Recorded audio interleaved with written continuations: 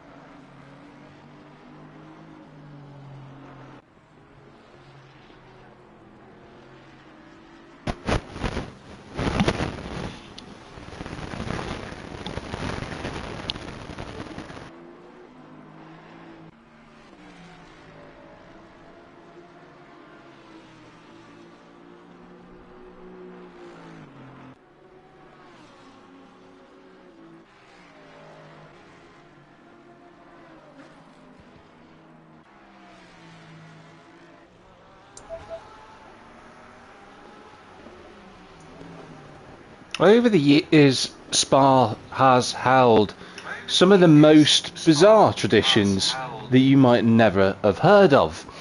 For those who are familiar with the circuit, you will know about one of the most famous corners on this circuit. Pouon actually has a local tradition where the local people who live in Spa-Francorchamps walk to mineral springs early in the morning to drink the water directly at the source.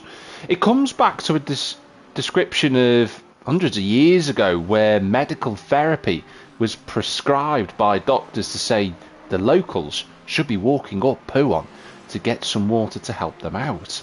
And also, you might not be aware that the Ardennes forest, which we are located around, were once feared as being haunted. Legends of ghostly riders appearing on forest roads and werewolf legends being tied to medieval villages. But the region is known for its bottled mineral water, and tonight we are going to have all the bottled mineral water, natural water that you'll ever need, because it's round 5 of the championship here with ACC Race Nation. I am Jack Millington, your commentator as always for ACC. I do apologise for the feedback issues that I'm getting through my headset at the moment. You might be able to see some crackling going on. I'm not quite certain what is causing that just yet, but I'll do my best to try and figure it out. That looks like it's resolved something. If I move over here, yeah, it's a little bit better.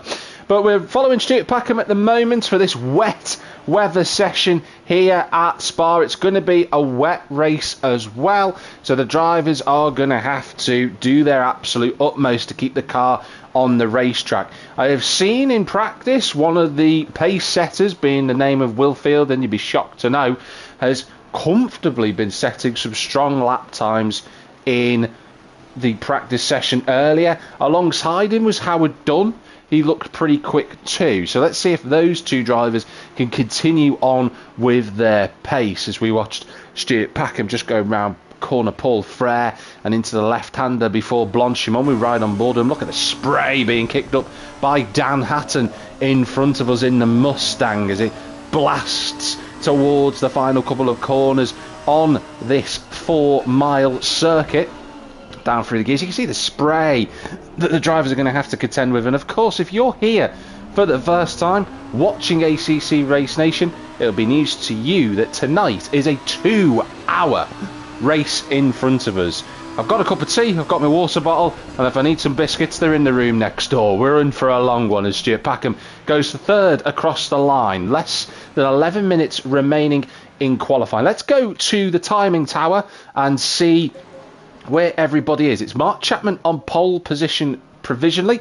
It's Will Fielding in second. It's Stuart Packham in third. Rover Rakitamanga keeping up his good form following his first podium in the series last week. He is fourth. It's Jeffrey Van Buren. Dan Hatton was championship leader, missed last week. He's one to watch out for in the 55 Mustang. Then it's Steve Hall. Let's fingers crossed for him tonight that his pedals don't fall apart. If they do, he'll be sending them back to B&Q. Hartle Toby is in 8th with Jordan Hardin inside the top 10. Ben Spiro being the last official driver in 10th place. Dennis Penders and Michael van der Waal currently outside of those positions, but van der Waal aiming to stay dry. Ross Harris is 13th with Mikey Keating in 14th place and Joe Warner in 15th position. Again, you can hear a little bit of feedback coming through my headset, which is a little bit frustrating. But those are the 15 drivers who have set their lap times. I'm going to try and sort this headphone issue out, so I'll just give you some time to watch the drivers on circuit.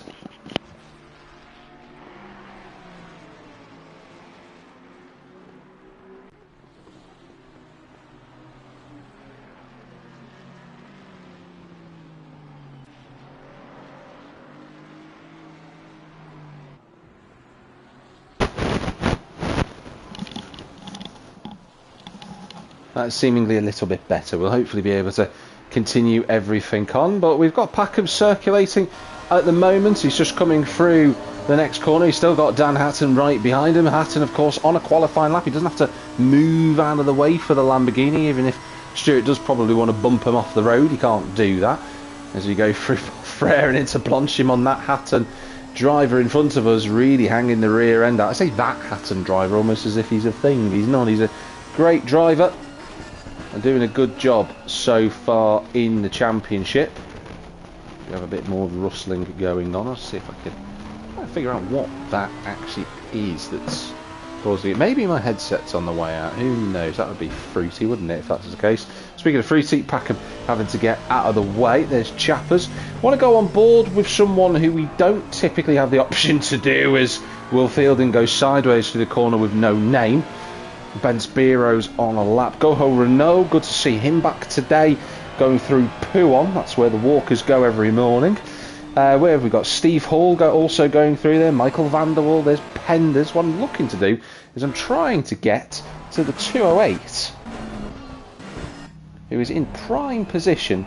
Hartle Toby in the Audi R8. Let's see how he gets on then. He's got a bunch of corners, exactly 20 of them to navigate. Here he goes then towards turn 1 then at La Source. Double yellow flags in front of us, but it shouldn't be a concern. Down through the gears into first. Into the right hander, he's got to hook the inside apex, which he does quite nicely. He's 4th at the moment and he's 3 tenths up on his lap.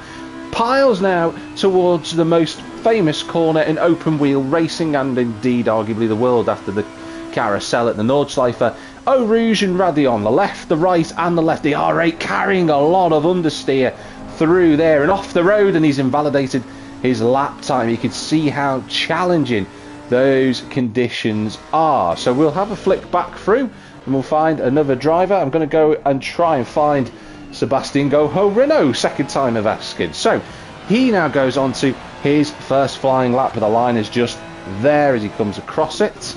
And down through the gears in the Ferrari into first gear once again at La Source.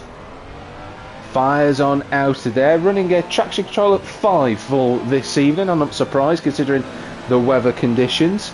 Blasts his way towards Eau Rouge and Radion through the left and the right. Commitment's key through here. And he's done a really nice line through there. He's going to fire over the top of the curb at Radion. Into the kink at the right hander, which doesn't technically have a name other than the fact that it's known as Kemmel. But it doesn't really get referred to as that because everyone talks about the Kemmel Straight, which is what we're on right now.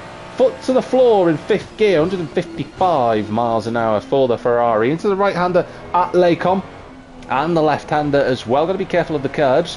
And then into Malmedy, another flowing sequence of corners. A little slide on the exit, but to be expected in this car. Then he's going to come into Bruel, the right-hander. Difficult corner to get right, this, I have to say.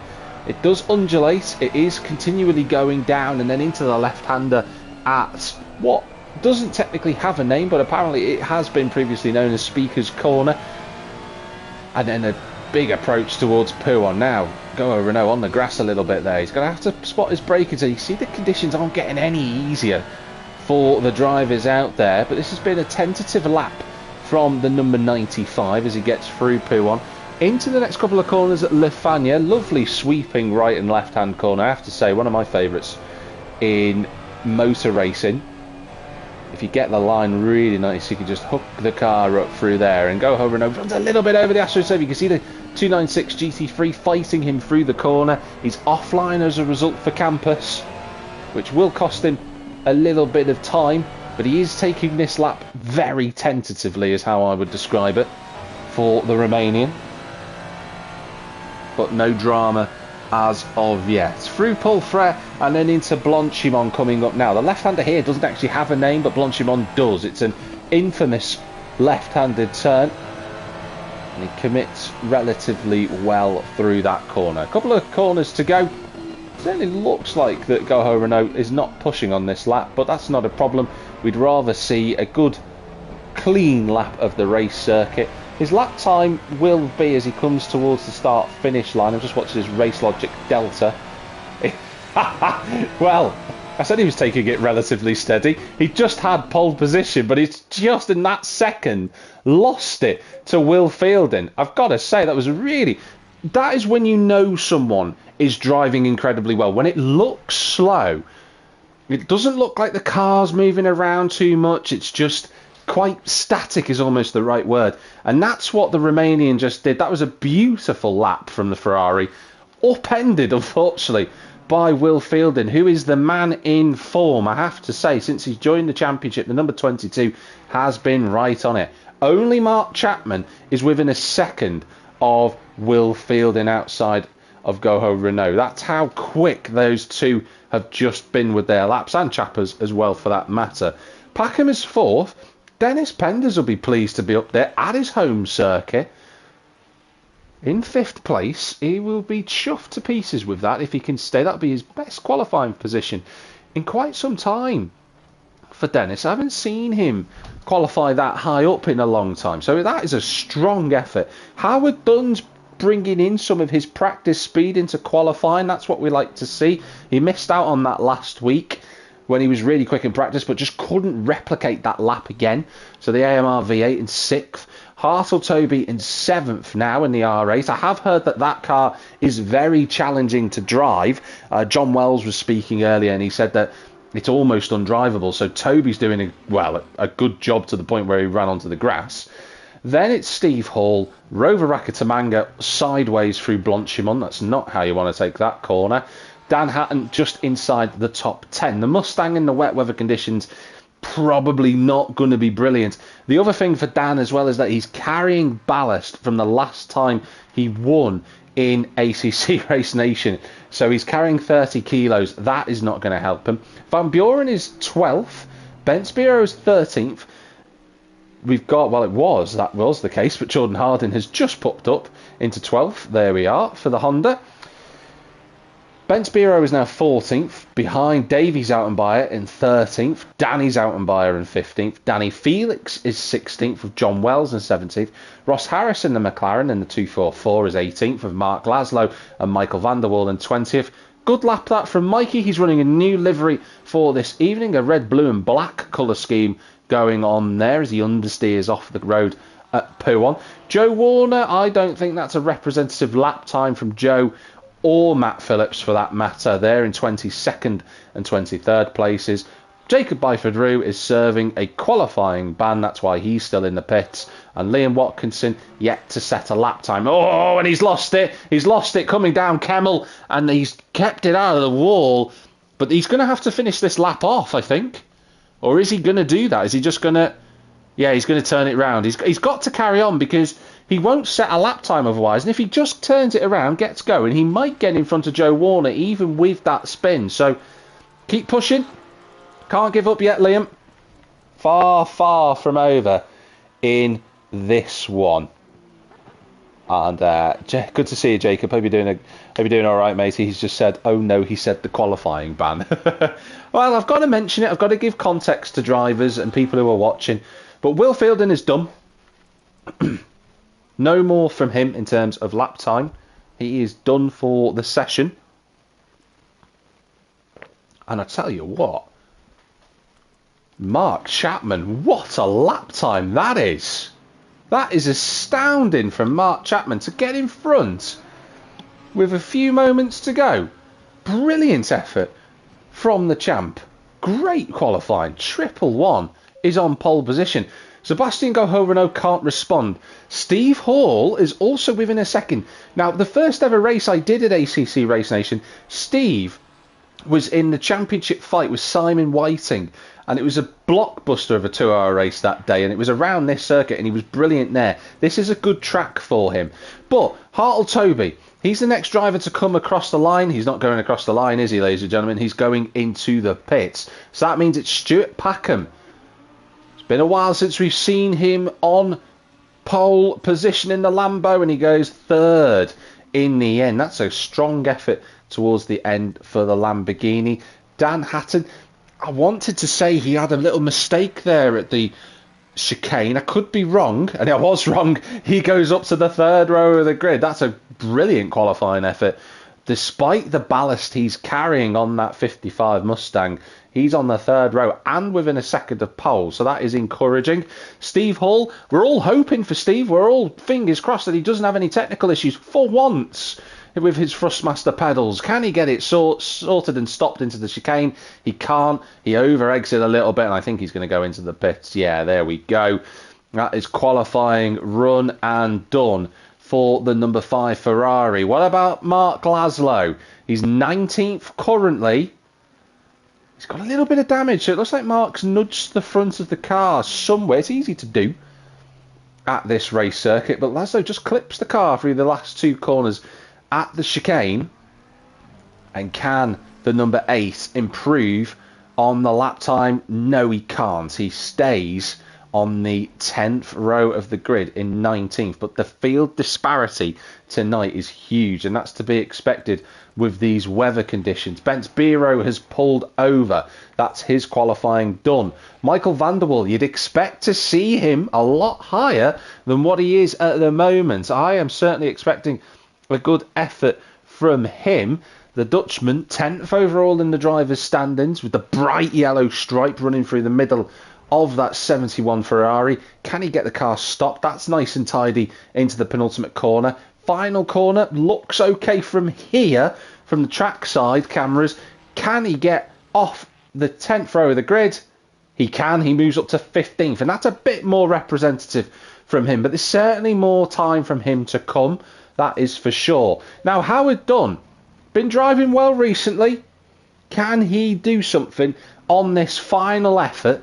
Can he get past Jeffrey Van Buren? Towards the line he goes, and he stays where he is. So it's Mark Chapman then who takes pole position from Will Fielden, who I was convinced was going to get another pole, but great lap from Chappers to snatch it away by a 10th and a half. Stuart Packham and Sebastian Goho-Renault are on the second row of the grid, with Steve Hall and Dan Hatton on row 3. Those drivers, those 6, all within a second of one another. Jeffrey Van Buren is best of the rest then after that, with Dennis Penders in 8th position. Really good qualifying that from Dennis at his home circuit. Howard Dunn and Hartle Toby round out the top 10. Rover Rakatamanga showed good promise earlier on, but slipped down towards the end in 11th. But watch out for the Frenchman. He normally shows up in wet weather conditions, with the Hungarian of Bence Biro in 12th. Jordan Harding and Davy Zoutenbayer are alongside each other in 13th and 14th, with Michael van der Waal and Ross Harris on row number 8. Danny Zoutenbayer and Danny Felix are a little bit further back from the pack there on row 9, with John Wells and Mark Laszlo in the top 20. The rest of the other drivers, including Mark Phillips, Mikey Keating, Jacob Byford-Rue, Liam Watkinson and Joe Warner, all outside of the top 20. Off the top of my head, I can't quite recall who was 21st, but nevertheless, that is where we are with qualifying. What a great session that was. We're going to be in for a barnstormer of a race potentially here, everybody. I'm going to be very excited for this one. If you're in the comment section, which a couple of you are, and there's quite a few of you watching as well, hope you're all having a good time. If you do have anything you'd like to say, or pass on any messages, or even in that sense, predict who's going to potentially win the race this evening, you can. Just put a comment and let us know what your thoughts are. I'm going to give myself just a breather before we get going. I need to do another little reset. Well, the microphone seems okay now. But I'm going to give myself a moment to have a breather before this 2-hour race. So I'm sure you'll all allow me to do that. So bear with me for just a few moments.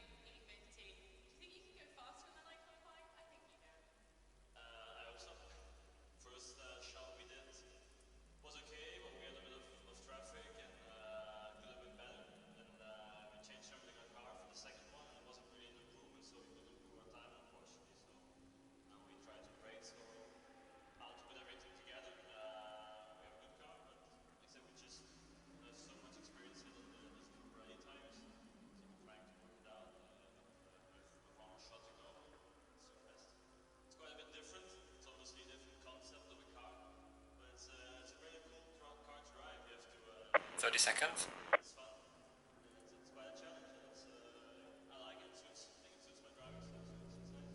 Everything was new. In the beginning it was 20 seconds. Now since the second half it's going pretty well. I'm starting to feel at home and I think it's really cool.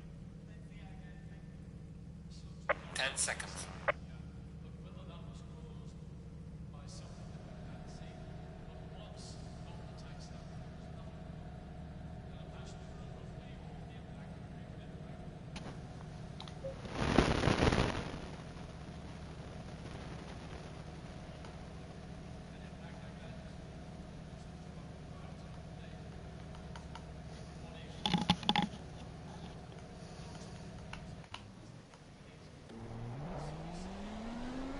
Well, there we go.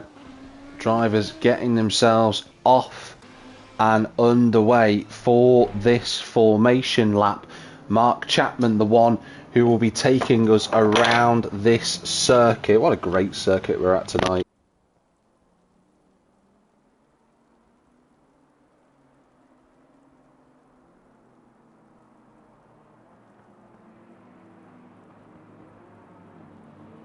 The drivers, though, just moving down the Kemmel Straight, all going relatively slowly. There's been a number of warnings from fellow competitors saying, don't be a hero at turn 1 or in the first few laps. That's very true. To be honest, we've got a 2-hour race. It is a matter of survival for a number of these drivers. If they just keep the car on the road, it's going to bring them a really strong result, especially with the wet weather conditions. It is going to cause a lot of consternation in the field. But before we do go through the race, let's just give you a quick overview of the drivers' standings. Of course, I can't take control of the little graphic that I'd like to do, so we'll just run through it. Will Fielding is currently leading the championship on 64 points. Second is Dan Hatton on 63. Mark Chapman is third on 58, with Stuart Packham fourth on 57. Simon Whiting is fifth on 56, with Ballas Zorden in sixth on 55. Ballas not with us this evening, unfortunately. Hartle Toby is 7th on 53 points, with Jordan Harden and Rover Rakatamanga both tied on 49 points in joint 8th. And then lastly, inside the top 10, it's Michael van der Waal on 48 points. So that is your standings at the moment. In terms of lap records around here, I mean, I could tell you that the GT3 lap record around here was set by Dean McDonald in the McLaren last year, but in truth we aren't going to be getting to any dry weather lap records today. It's going to be a full wet race. It's absolutely teeming down in Spa-Francorchamps as of this moment. I was looking at the weather satellites and the local cameras earlier on this afternoon. It's absolutely lashing down. It has been for the last few days, so we're going to have a full wet race. The track conditions will change. We could have a little bit more intensity of rain, we might have a little bit less, but we're not going to have a change of tyres. They're all going to be on wet, compound, black tyres, of course. You know, no one's going around with white walls, thankfully, because this is racing. We aren't driving in 1950s Detroit. But today is going to be a fascinating one. I'm really excited to see who will keep their consistency up. I've seen a number of drivers be very fast over the years around this track, only to find the wall within 10 minutes and their race has gone awry. This 4.3 mile circuit will bite back whenever it wants to, and of course, with there being a statistical chance of rain whenever you come to Spa, the drivers have to respect that. You know, there aren't many circuits, I'll be honest, in the world that demand respect from the driver when it's dry, but this is one of them, especially more so now that it's in the rain too. I'm curious to know if Chapman can fend off Fielden, can Packham, can Goho Renault get in the fight. Can we see the resurgent Steve Hall get a race result that is worthy of his ability without being affected by some form of technical difficulty? That's what we're going to wait for over the next 2 hours. And I did say that right, ladies and gentlemen, 2 hours. Solo comms, good luck to me. But Chapman leads them round the final corner. Don't feel sorry for me, it's something I enjoy. And he's going to be getting himself ready for the race start. Now, there is a quirk to this, of course, is that whilst we're leading them around the final corner, the actual start line, of course, is on the other side of the track. So the timing tower will always play a little bit of silly buggers whilst it's about here. So Chapman will lead them through the first corner at La Source, and then he will be told by the race director to drop the hammer when the green lights go out. Around the first corner they go. Fielden's got to get himself back into position. Doesn't want to be faffing around too much. He wants to get there first. If he wants to take the lead of this race, the best time to do it is on the approach to the Eau Rouge corner. Goho Renault a little bit out of place as well, so they're going to have to sort themselves out. They are doing now. 2 hours of Spa is live, and Will Fielden has got in front off the start. That's going to have to be looked at, but he's got into the lead, and Goho Renault is going to be alongside him too. Past Chapman, we go into the complex of corners, and Goho Renault, the Romanian, has moved up from 4th to 2nd. It's a good start for him. Chapman is in 3rd. It's Packham 4th. Then it's Hatton. Then it's Steve Hall. Let's get back to the garage and see if we can get all the action. Hartle Toby on the inside as they come down. Joe Warner a little bit on the grass. There's a McLaren there. Ross Harris off the road briefly, but they've all got to get it stopped now into the braking zone at this corner coming up here at Lake Com. It looks like we're being sensible at the moment from all the drivers. Harding in the middle of the pack. There's Liam Watkinson just scanning through everybody. And Phillips is there at the back of the pack. So it looks like it's okay. But whatever happened at that start, I'm not quite sure. It just seemed like Packham and Chapman and Goho Renault and Fielden were slightly out of place. But it's given Will Fielden the race lead. He's being pressured by Goho Renault at the start.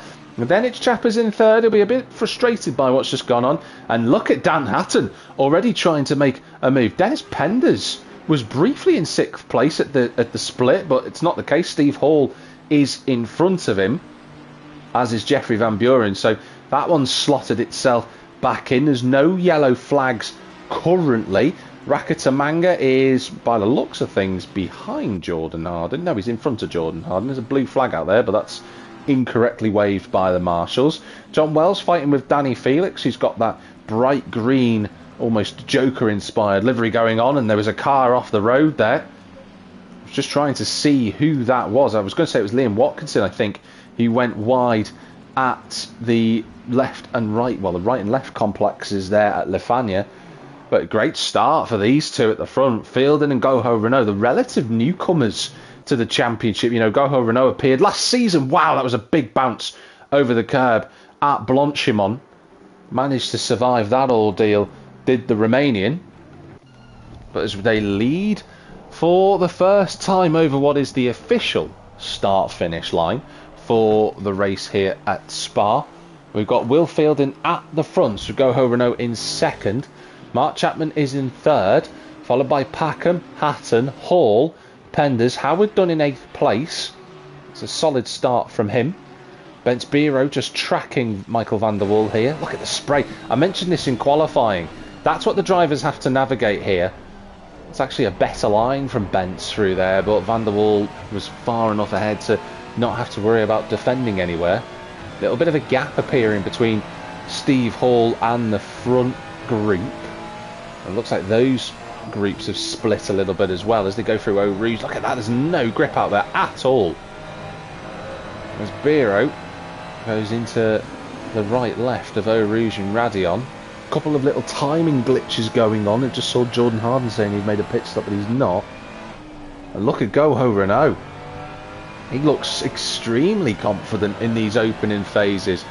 Chapman is right there with them, so the front three have already braced themselves for this fight as we just tick ourselves towards the 1 hour 56 mark of the race to go. I must stress, of course, always Goho Renault has a big slide off the corner. There's a bit of a glitch going on with Joe Warner's car, but he is still circulating, so that's good to see.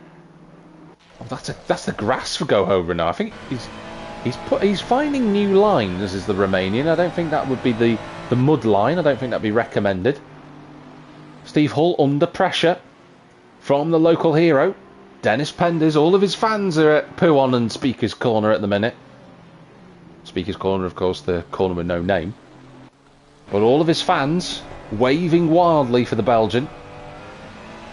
Waiting to see the Ferrari man move into 6th place. He looks like he's confident today, Dennis. I mean, he's always solid as a driver, but he's looking really confident today in these opening phases. But we'll cut away from him. Michael van der Waal watching the fight between Jordan Harding and Rover Rakatamanga. So Harding now trying to find a way past the Frenchman. Let's get on board with the Honda. It's going to be a little bit more difficult to overtake that Lamborghini because the Lambo is a little bit quicker in a straight line. Just absolutely... Look at that, that's just spray. I'm just wondering if Harding's wipers are working or if he's just choosing to run with the spray in front of him, because that is incredibly disconcerting. You can't see at all. No problem with Van der Waal and no problem with Rakatamanga. I just wonder if maybe it's a visual glitch. I don't think Jordan would typically want to drive without a windscreen wiper, but he's managing. If that is the case, he's managing. Van der Waal actually just moving into the middle of the road there because he's got Bence Biro right behind him. Davies out and Byron and Nissan's not too far away. Interesting to see how Davey gets on tonight with that car, because that is not a car I've seen in the wet weather conditions before. So I'm curious to know how Davey gets on as he goes through. The car looks relatively stable, but I just wonder if it's quick enough. That's always going to be the big question. And here we go. Look like there's a battle between Harding and Bence Biro, but it's actually Van der Waal because Harding's already gone up the road and Bence Biro slots on through. So Rakatamanga, whilst I was otherwise occupied, has been overtaken by 2 cars, and the timing tower is causing all sorts of... In fact, yeah, there we go. I've just... This is what I was saying before. There's something going on with the timing tower for me at the minute. I'm going to try and use this one instead, and we'll just make our way through. Penders on the back of Hall at the minute. There's a yellow flag out there, so that's the first one of the race. That's Liam Watkinson, who's gone round. Looks like he's gone round at the second part of Les Combes there. Oh, and that's Ross Harris round. So the first yellow flag came, followed by a second one very swiftly, and he's punted it into the wall as Ross. And that's going to require a trip back to the pits. Liam's car looks fine. My apologies, my corrections. It actually wasn't Liam Watkinson who'd gone round. It was Jacob Byford-Rue who'd spun. There is Ross actually now in the McLaren. And yeah, you can see he has gone into the wall and gets overtaken by Byford-Rue. So that's a shame for Ross. He's going to have to go and get that fixed. You can see the rear of the car carrying a whole heap of damage. As Danny Felix fights with John Wells. Mikey Keaton having a good opening 7.5 minutes here at Spa. I won't say too much about Mikey because Don't want to curse him, but he's going to go through for the inside at Blanchim on his Felix. Not quite. I am aware there are a lot of battles going on around circuit, but we're just going to have to pick them up as we go. Danny just dropping down the gears. And as I said before, John Wells, he's not expecting much. He's just trying to survive tonight. Get himself into a rhythm. There is Danny's out and by behind his brother, who was taking the mick out of him earlier. Oh, that's a bit of a wobble from Van der Waal in front of us. Gets away with that. And Joe Warner just taking it steady. I don't blame him, actually. He'll do well for a finish. On board with the broken windscreen wipers. Maybe not. Maybe the game decides we don't want to ride on board with the Phantom Harding and his Honda. It's decided to kick us out. But Howard Dunn in 8th place at the minute. He's in a little bit of a quiet zone, but I don't think he'll mind that at the opening phases of this race. You know, we are only on effectively the 4th lap. But we'll field him. He's had a good start and it's working out well for him. He's got about a second and a half to go home Renault, who is tracking him relatively nicely. The Romanian still going for that sort of almost grass line into Pouon. I'm just wondering whether he's found something that perhaps other drivers aren't aware of. Mark Chapman was with the front two before, but I think he's had a wobble somewhere because he's now only just in front of Packham and Hatton. Chapman, Packham, Hatton and Hall and Penders, all relatively close proximity to one another. And then Hartle Toby has got Van Buren behind him, but they're a little bit further back. So these groups just starting to separate out a little bit here at Spa, which is what we expected.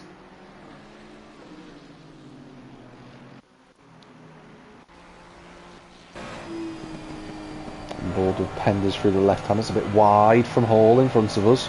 The AstroTurf does get especially wet. You can aquaplane through there.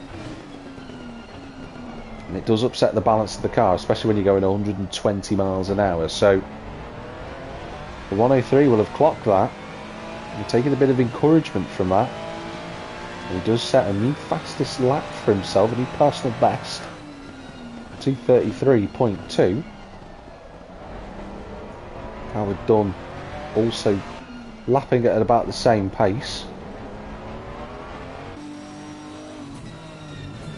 On board with Davies out and Bayer into turn one. He's got his champion brother behind him. But I will say that Davey is probably the only driver that you really ever see driving the Nismo. Got that Mercedes. Is going to be very quick on the straights, but we also know that the Nissan's very quick on the straights. Little bit of a wobble from the Nissan through the right-hander at Kemmel. But no dramas here. The two brothers will fight hard, but they will fight fair. Right on board now with Dan Hatton in the big Mustang. As I said before, carrying that extra ballast. I will say that Will Fielding is also carrying the same ballast as what Hatton is. So you've got two drivers carrying 30 kilos of weight. Mark Chapman, he's carrying 20 for finishing second last week. And Rover Rakatamanga is carrying 15 for finishing third. For those that are unaware, there is a bit of a rule quirk in that despite the fact that Hatton didn't compete last week, he still will carry the ballast. He has to serve a race with the ballast from what he'd previously won, so effectively he's got to take it at some point. So yeah, he might have missed out. He might have thought, oh, I've got away with it for round 4. Nope, you just get it instead for round 5. So drivers can't get away with not taking ballast on board.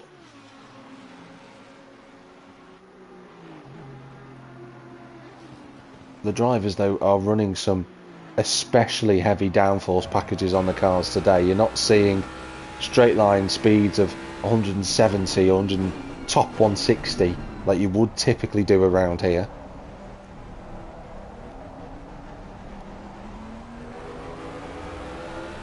They are running a little bit slower in that, and that's because the drivers have to run a higher downforce package no matter what car they are running in, because of the wet weather conditions. And also the other matter is because of the standing water that we're aware of that is on track. They also, ooh, that is an interesting one. That's Liam Watkinson, who has to take a speeding in the pit lane stop and go penalty. That's a shame. But what I was saying is that the drivers have to run the cars a little bit higher off the ground so that they don't struggle with the worst of the aquaplaning. So fortunately for Dan and everybody else, they've got to run a higher level of spring, as Dennis Penders really looks like challenging. And you can see the top speeds barely hitting 160 mile an hour in the Mustang there. I wonder why Liam came into the pits just now. I wonder if he had an incident somewhere on circuit.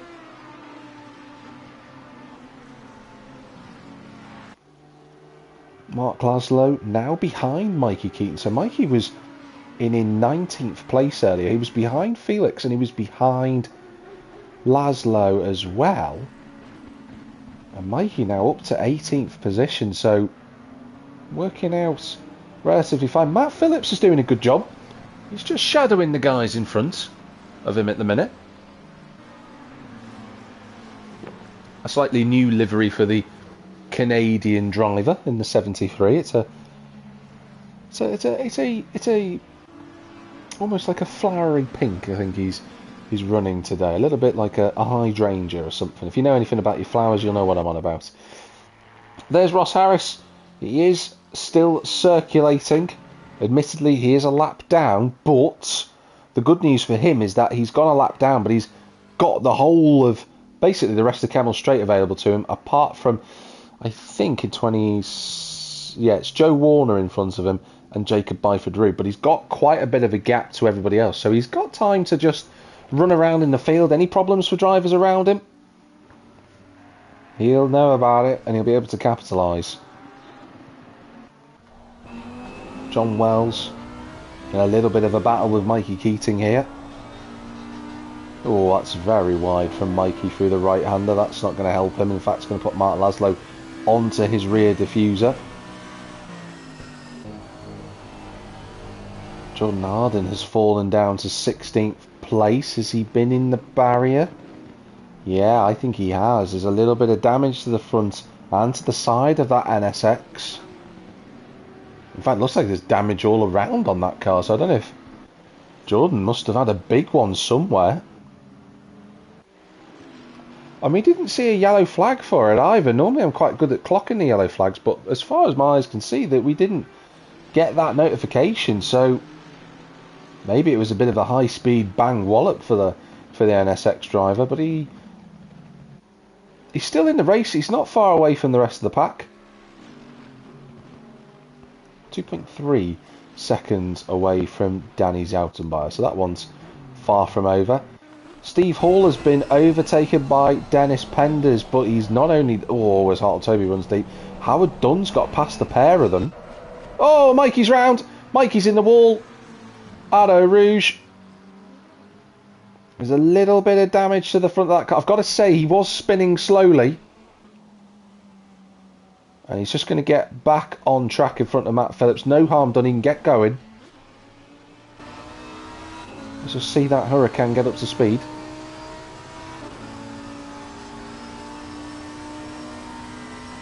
I think he's got away with that, if I'm being honest.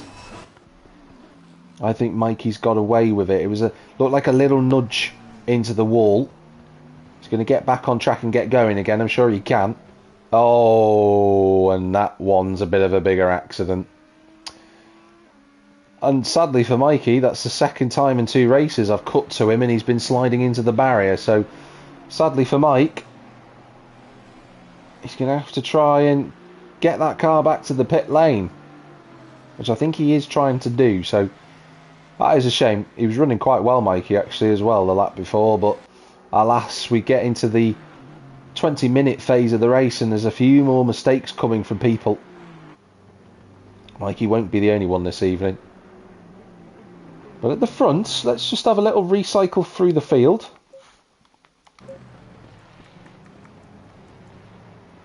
So you got Will Fielding at the front. It's Sebastian Goho Renault in second. Mark Chapman is third. Then it's Packham. Then it's Hatton. Those five all within 10 seconds of the race lead. Then it's, well, it should be Howard Dunn. Then it's Dennis Penders. But I think Dennis has the entire support of Belgium behind him. And he's trying to find a way through to get into sixth. Because Dennis is looking like the best of the rest. That's a nice switchback from the Ferrari, but he can't get underneath the AMR V8. Van Buren is up to 8th, then it's Steve Hall who's got damage at the back of the car, and it's Hartle Toby in 10th. I just hope that Steve Hall hasn't been run into the back of, because he's had enough problems. Well, I'm looking at it, and Dennis Pender's got a bit of front end damage. I don't want to make an assumption. I do sincerely hope that for Steve and for Dennis, they haven't had a coming together out there on track. Pender's not quite close enough. Whoa, and he has a big slide coming through the right-hander of Lecom.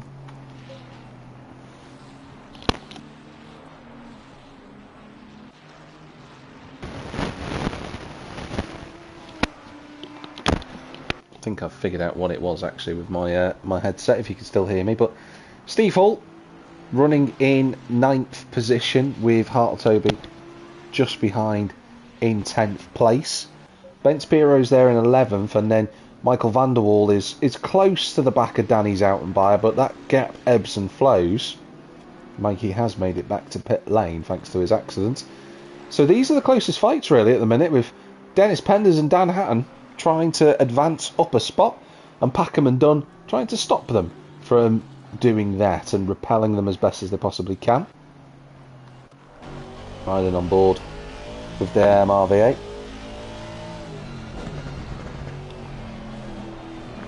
Into campus, nice tight line that from the Ferrari behind us, a little wiggle on the exit, and Jeffrey Van Buren's quietly came through the field. He did start on the fringes of the top 10, but he's just quietly moved forward. I haven't seen him involved in any nonsense. The top 5 are miles up the road. They are absolutely flying as Ross Harris goes off at Lecom. Yellow flag out there. He's got the car going again. Maybe that was a half spin. Oh, and then Liam Watkinson. Apologies, not Liam Watkinson. It's Joe Warner who's gone off. There's so many people at the tail end of the field who run 7. And it does every once in a while just throw me out a little bit. But Liam Watkinson is in the pits to serve his stop and go penalty. But we still follow the rear spoiler of Howard Dunn, who is repelling the challenge of Dennis Penders for now. And Will Fielding has got 6 seconds to go home. Renault, who I think has had... Oh, that's something's gone on to Mark Chapman. What has happened to the AMR V8? He's gone backwards and he's gone off the road, I think, at Lecom, and the pole sitter drops to 5th. I just saw his name tumble down the order.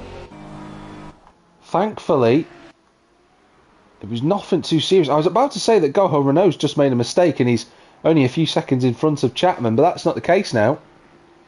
So Will Fielding leads, Goho Renault second, no change there, but Stuart Packham now into 3rd place.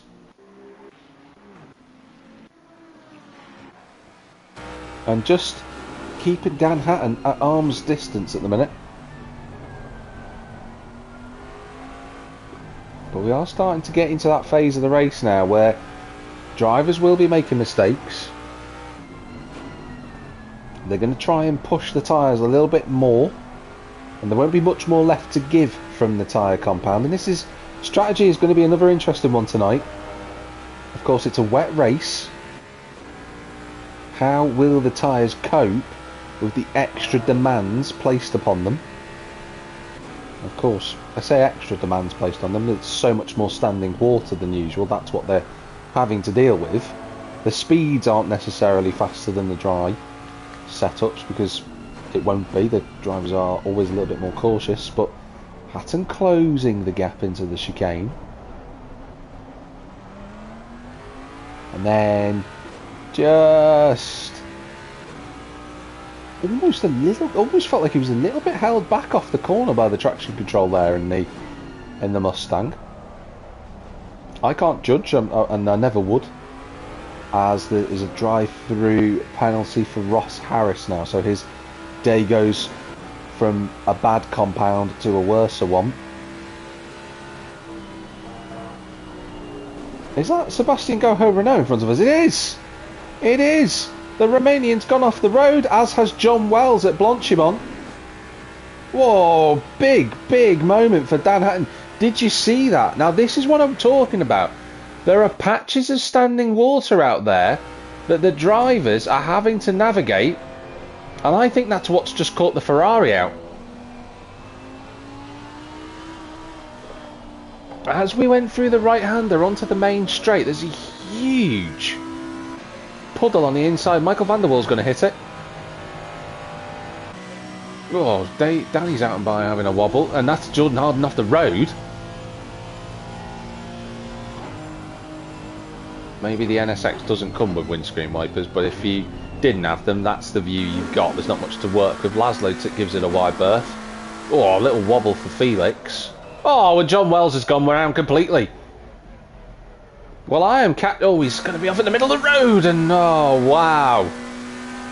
Matt Phillips' heart will have been his boots for a moment then. Crikey, he'll have jumped out of his skin seeing an R8 going the wrong way. But thankfully, no contact. And I think, who was that? He was just coming out of the pits as well. I think it was Joe Warner.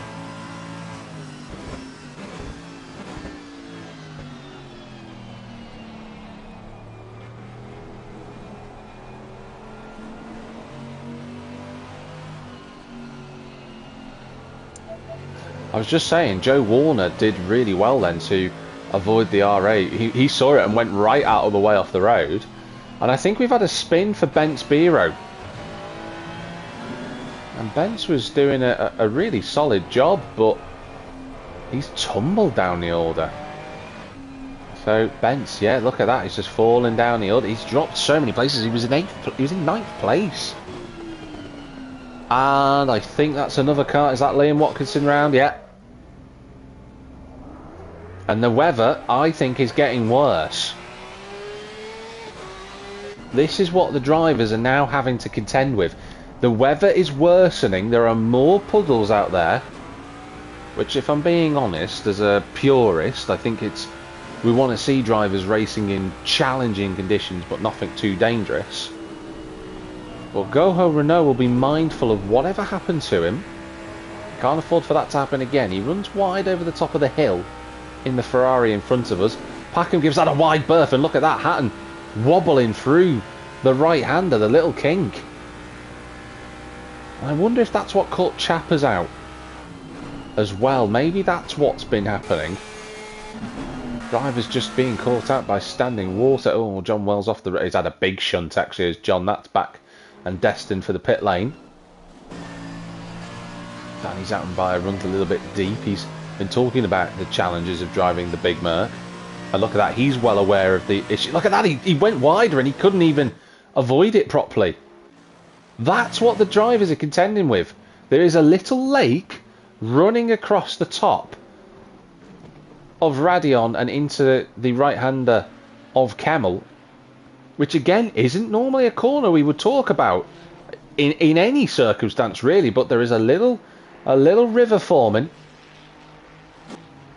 that is causing a lot of grief out there. That's wide. Oh, that's wide from Van der Waal. Harden sees it coming and slots up into 14th place. That's exactly what he wanted to do.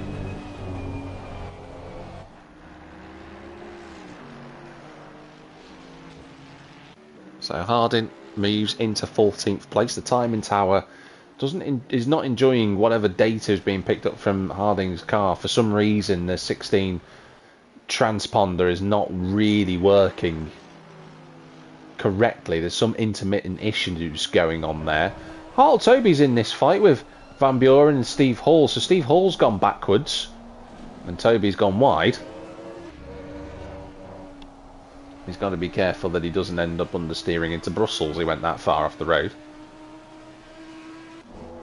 There's Jacob Byford-Root doing a solid job in 20th place, to be fair to him. On the lead lap as well, he's doing a solid job here. I've just noticed he's running the 007. That's gonna test my James Bond knowledge, that, to be honest with you. But Rakatamanga in this group now, so it's all floating around really. As we go into the chicane.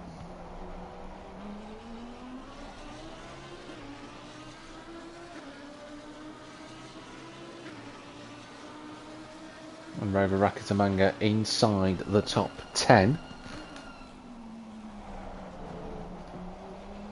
As they go through turn number 1. I just want to follow on board with another car through the left-right of Eau Rouge. We can see Hartle Toby and Steve Hall just in front of us, so we'll see if there's any drama ahead. Let's hope not. As we go over the curb.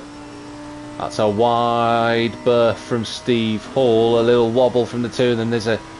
That rivet is just getting that little bit wider and a little bit longer. Oh, Mikey's had another problem out there.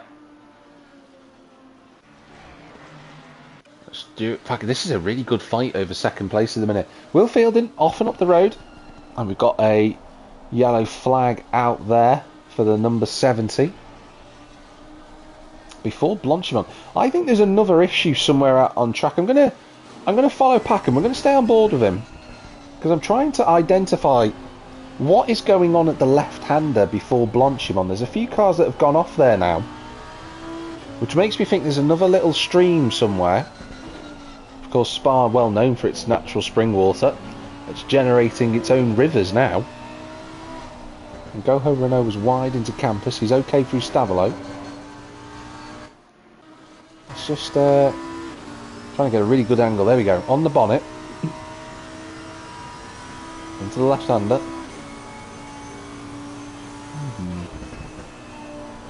A little bit of a wobble through Blanchimont. That's wide for Goho Renault. He will be thankful that there is runoff out there that he can just use. Again, he runs deep into the next corner. Let's just have a look at the lap times. They go across the line. Fielding just flying at this point. Times are okay.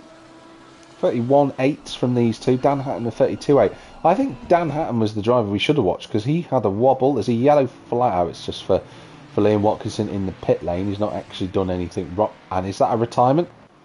I think that might have been a retirement for Liam Watkinson. Yes, it is. And we have our first retiree of the evening. That is a shame for Liam. I'll have to catch up with him and find out. He did say if it was a bit too much for him, he might retire. And there was the sneaking suspicion tonight that some of the lesser experienced drivers were going to have difficulties around here. That's no slight on their half. They've just not come across weather conditions like this before.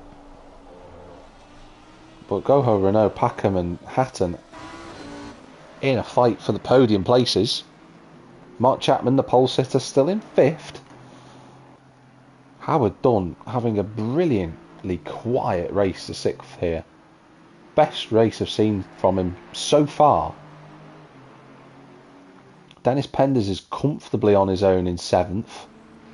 Doesn't have anyone in the same postcode as him. I don't think he'll necessarily mind that, to be honest. I think for him it'll be a case of being consistent.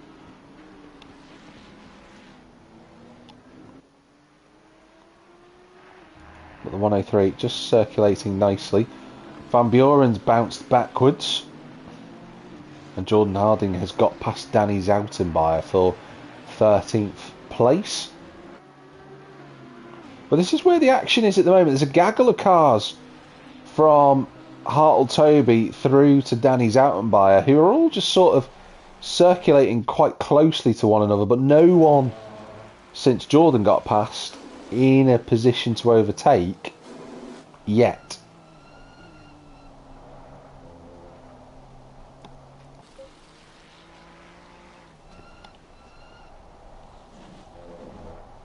Steve Hall operating in 9th place. There's Davies out and by, Rakitamanga, then it's Van Buren, then it's, well, it should be Jordan Harding, which it is, and then it's Danny's out and by, who ran very deep then.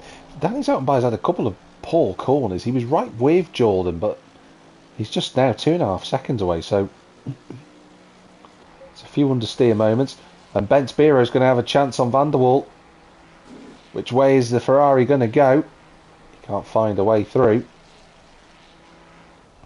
Just wondering if any of the drivers are clipping the AstroTurf as Van der Waal goes deep. Biro to the outside at the chicane.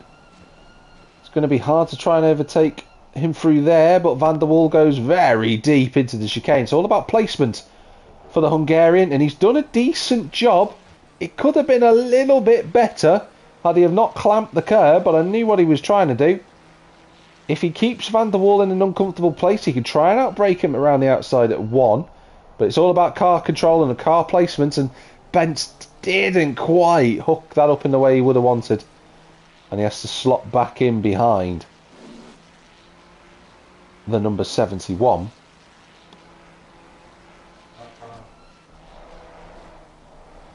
Oh, that's very wide from these two. Understeer central for those cars.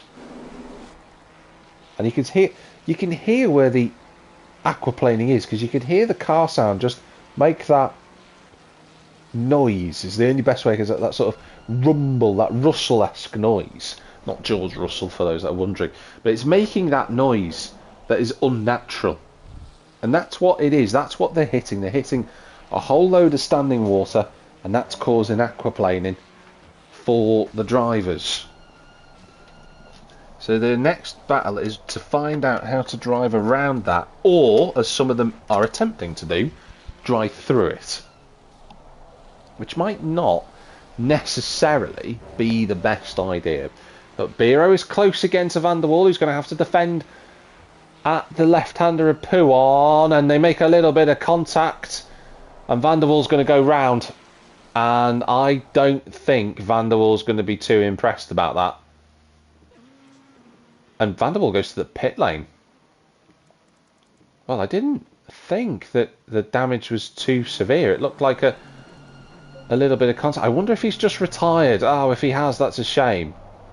Yeah, he has. Oh, that is a massive shame. So we lose our second retirement in as many as 6 minutes. So joining Liam Watkinson on the sidelines is Michael Van der Waal. Great shame, that.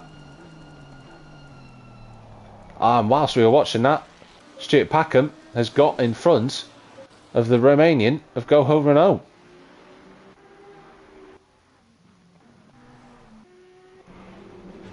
Ooh, Danny's out and by going up the inside of his brother to the outside at the next corner. They're going to both lean on one another, but the Season 10 champion has the traction off the corner and moves past Davey, who's clearly had an incident somewhere on that lap. It was a 2:41. It's miles off the pace he's been setting, so the Nissan drops to 14th. Do you know what I want to do? I just want to cut to Jordan's car. I don't think his NSX's wipers are working. In fact, you know what I'm thinking? Actually, no, surely not. Look how wide everyone's running there. That you can see the street. You can just about see the little river that's running across the road now.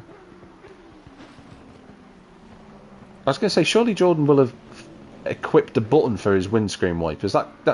Surely that's a visual glitch. If it isn't, and he is driving in conditions that are like this, his eyes will be straining beyond their sockets to see what's happening. But if that is the case, credit has to be given to him. Now, Harl Toby has pulled away from that group. He was battling with them, but thus far, Toby is doing a good enough job. He's got a bit of speed to pull away from that group. Now the new question is, can he stay consistent and keep navigating? He has got a bit of damage on the car, but that wasn't from this lap. That has happened earlier on in the race. Oh, big snap of oversteer on the exit of Lafania. There's Byford Rue, there's Rakatamanga, there's Mikey, still circulating in 21st place, and not last. I wonder if that's more... He did that a few laps ago, that damage did Mikey, so I'm just wondering if he's got it fixed, perhaps, or if it's not as significant. I'm not quite certain. But Packham now... Oh! Sebastian Goho Renault is no longer on the podium places. And frustratingly, we've seen a lot of action tonight, but we didn't see that. And the Romanian has dropped out of second place and down to 5th, and he's just about gathered that up through the stream at turn number 4. Well, technically turn 5. And he slides again through Les Combes. Now, what I was talking about earlier before I stopped myself because something happened on circuit, tyre selection is important from here on. Strategy is important because we know that this weather isn't going to change. But when do you make a pit stop? And do you risk a two-stop? I think most wouldn't because of the pit lane length. But you then have to question, if you're only going to make one stop, when do you do it? Do you try and take your first set of tyres longer so that you've got fresher tyres at the end, which means you'll be a little bit quicker than the cars around you? Or do you pit early, get an undercut with the fresh tyres, but then use that set all the way to the end where you're at risk of being slower than the drivers who are trying to chase you? That is the key question. And Goho Renault looked like he's having a few big slides and big moments again, big twitches through the corner. Steve Hall has just dropped down to 12th. It's brought Harding up into 11th. So after his incident earlier, the NSX is now fighting his way back through the field. Jeffrey Van Buren next up in 10th place.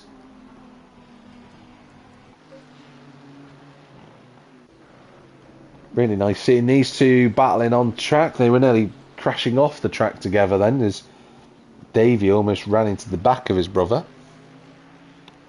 That would have been an interesting tea time session.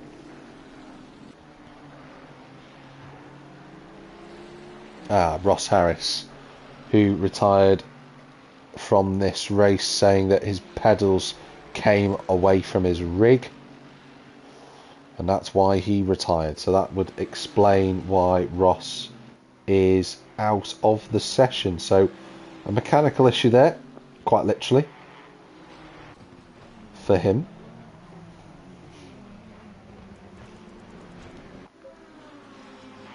So Packham is second from Will Fielden, who is doing what Will Fielden does. He gets control of the lead and then cracks on with it. We have seen Will Fielden at Brands Hatch, though, when he's very good driving at front, no issues, drives off into the distance, does a great job. We have seen him crack when he's not been in the lead before, when he spun off at Brands. He had an amazing comeback, actually, from the back of the grid to finish 5th, so there's no doubting his racecraft. But I would like to see Will Fielden in a big scrap for the race lead. I'd love to see how he navigates, but you cannot discredit his drive so far in his opening 42 minutes. He has absolutely driven away from the field at about 3/4 of a second a lap, really, which is astonishingly good pace. Packham, Hatton, Chapman, Goho Renault are your top 5. Howard Dunn's in 6th, and he's had a moment because he's just done that as well, because Dennis Penders at the last split, he's gone off at Les Combes, I think. Howard Dunn Oh, he's having a wobble through Pouon. He might have to get that fixed, you know. Is that Danny's out and by around? I think it is. The big Merc spins the tyres up, gets the car moving. And he's nudged the wall, unfortunately. But look at this, around campus. Howard Dunn 17 seconds behind, and Penders 3 seconds. That is significant.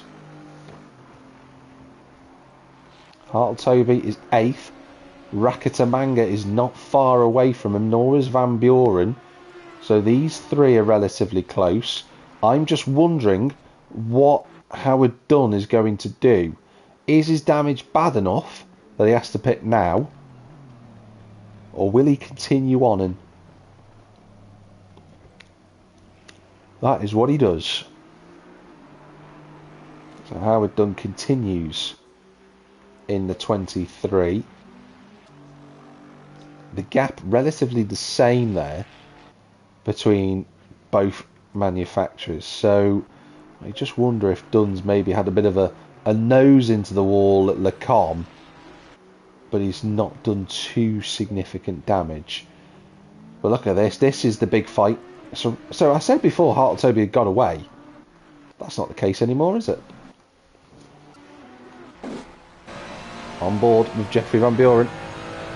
The windscreen wipers flying to bring up all the spray from Rakatamanga in front of us here. You're going to hear the little twitch and a little dip of the revs then as Van Buren went over the stream.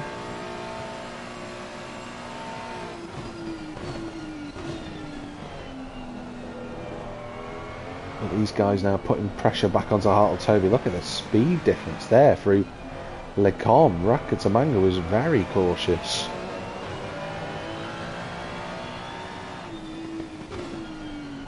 But the Frenchman is in the unenviable position of having to attack and defend from the cars around him. Looks like Van Buren is about to get the same treatment, because there in the background is Jordan Harding. So the Honda continuing on his recovery drive, and Penders is right with Dunn. Oh, that was wide. That was very wide from Penders. Starting to close up a bit here.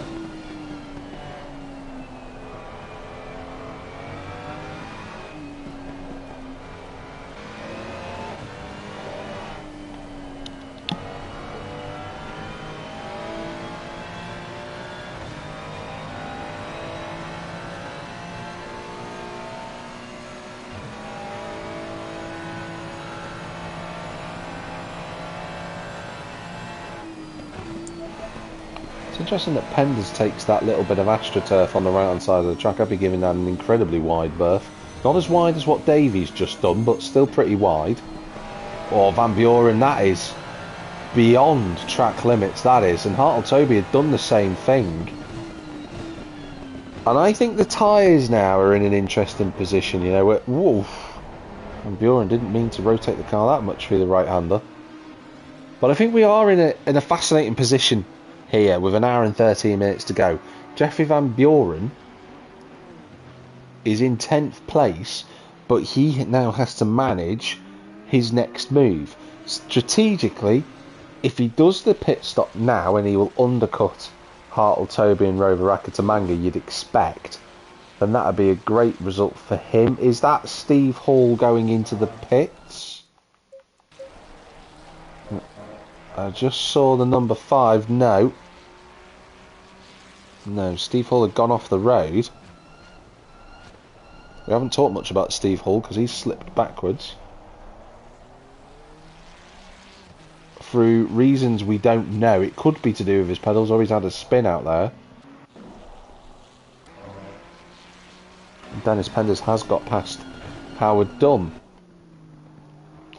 Howard Dunn is 7 seconds in front of, well, 6 seconds in front of Hartle-Toby currently. But the thing for Howard Dunn is that He will have to make a pit stop at some point. I don't think he'd want to leave it much longer to make a pit stop to fix that damage, because if he does leave it too long, he'll get caught by Hartletoby, and then his advantage over them will completely be gone. If he makes a pit stop and gets the damage fixed, maybe he'll only lose a few seconds rather than the entire 6.6 that he has currently.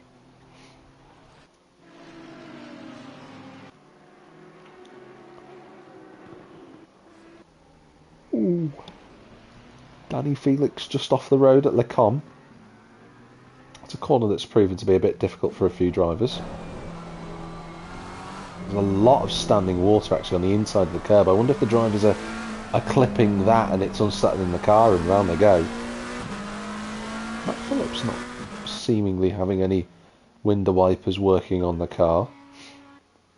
There's John Wells in 20th. Danny Zoutenbayer has gone round and has been overtaken by Danny Felix. So the two Dannys, and that's big damage for Zoutenbayer actually, so he's probably going to have to get that fixed. Two Dannys though, briefly on circuit together. Joe Warner still operating in 22nd position. And Jordan Harding has officially joined this group, and Hartletoby has pulled away slightly.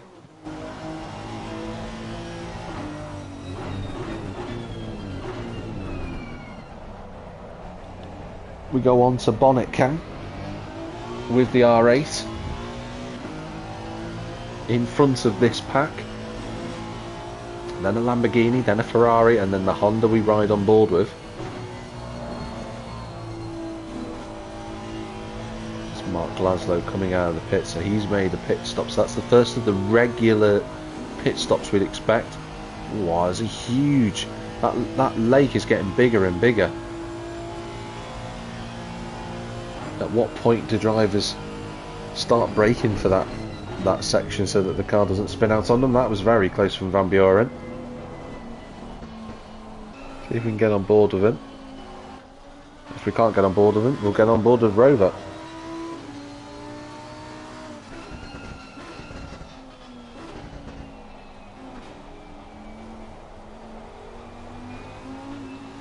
Into Brew out. Into the left-hander with no name. Then we come to the next corner at Pouon. You're getting a rear view spectator point going backwards at turn 12. In the fight for 8th position currently. Hartletoby had pulled away, but he went off the road again. So much movement in Rakatamanga's wheel. Look at that. It's absolutely just minute corrections. He's driving on his fingertips, is the Frenchman.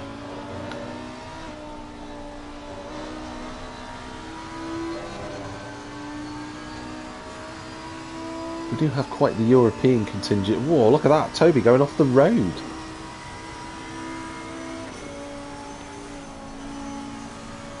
That was Rakatamanga having to lift off through the left-handers. So these conditions, I can understand. Whoa, look at that. There was another little spot, and that's Van Buren down the inside at the chicane, and that's a lovely overtake from the Ferrari, but he almost threw it away, and into the pits goes Rakatamanga. Wow, this is within the threshold. 4 pit stops. And the Lamborghini goes into pit lane.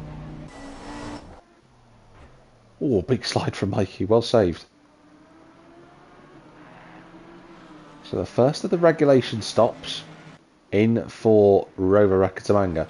Packham is still there. He's been overtaken by Sebastian Goho Renault. I didn't comment on it earlier, but I did see that the Romanian was right with him.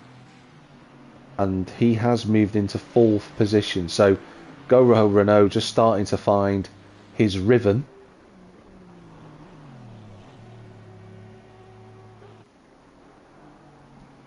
Howard Dunn 3.5 seconds in front of Hartletoby.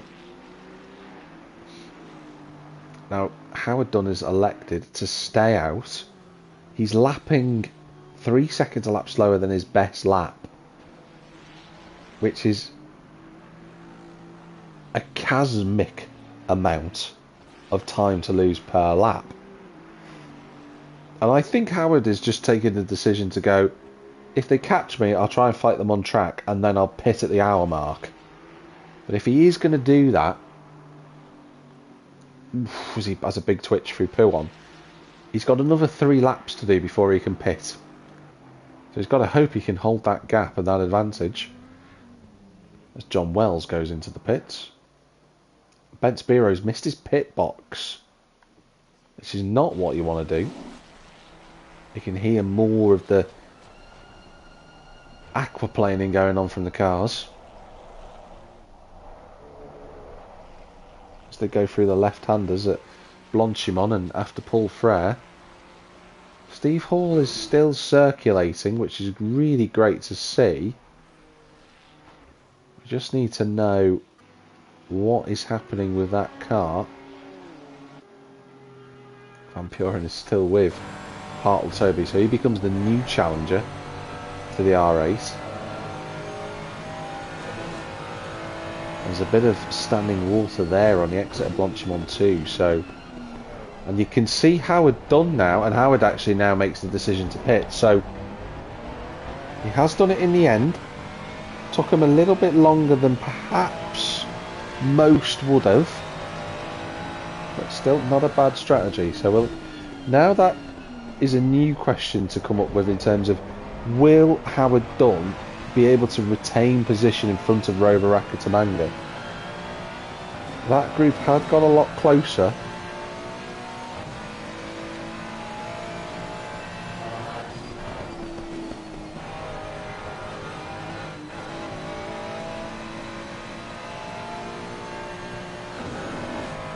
Oh, look at that.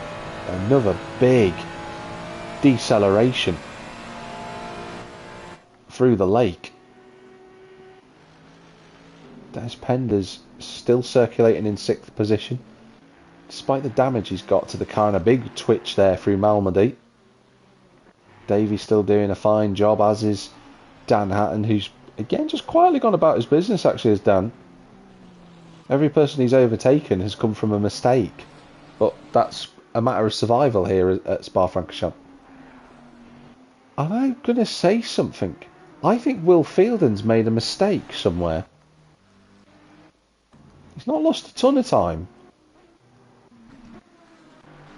He's 13 seconds ahead. I'm trying to get to his car. Yeah, he's lost 2.3 seconds on this lap. I can't see any damage. 233.4. So he did a 232 on the prior lap, and he did a 233.4 on that. I can't, like I said, I can't see any damage, but it does look like he's scuffed something. His lap time was about the same as Stuart Packham, so maybe he didn't lose as much time as he thought he'd had. Where's Howard Dunn? Coming out of the pit lane. There's Rover Rakatamanga. This is going to be close. I did ask the question, who would get there? It's going to be Rover. And unfortunately for Howard Dunn, as he tries to get on the power out of the corner and out of the lake, he left it, I think, a lap or two long to make his stop. And that's what's done him for position there on Rakatamanga, I feel. But as I have said on a number of occasions in this championship, it is far, far from over. As Jeffrey Van Buren and Davy Zoutenbayer come into the pit. So Jordan Harding is going long, I reckon. He's going longer than the others around him. And he's got time to try and close the gap up to Hartle Toby as they both go through the lake.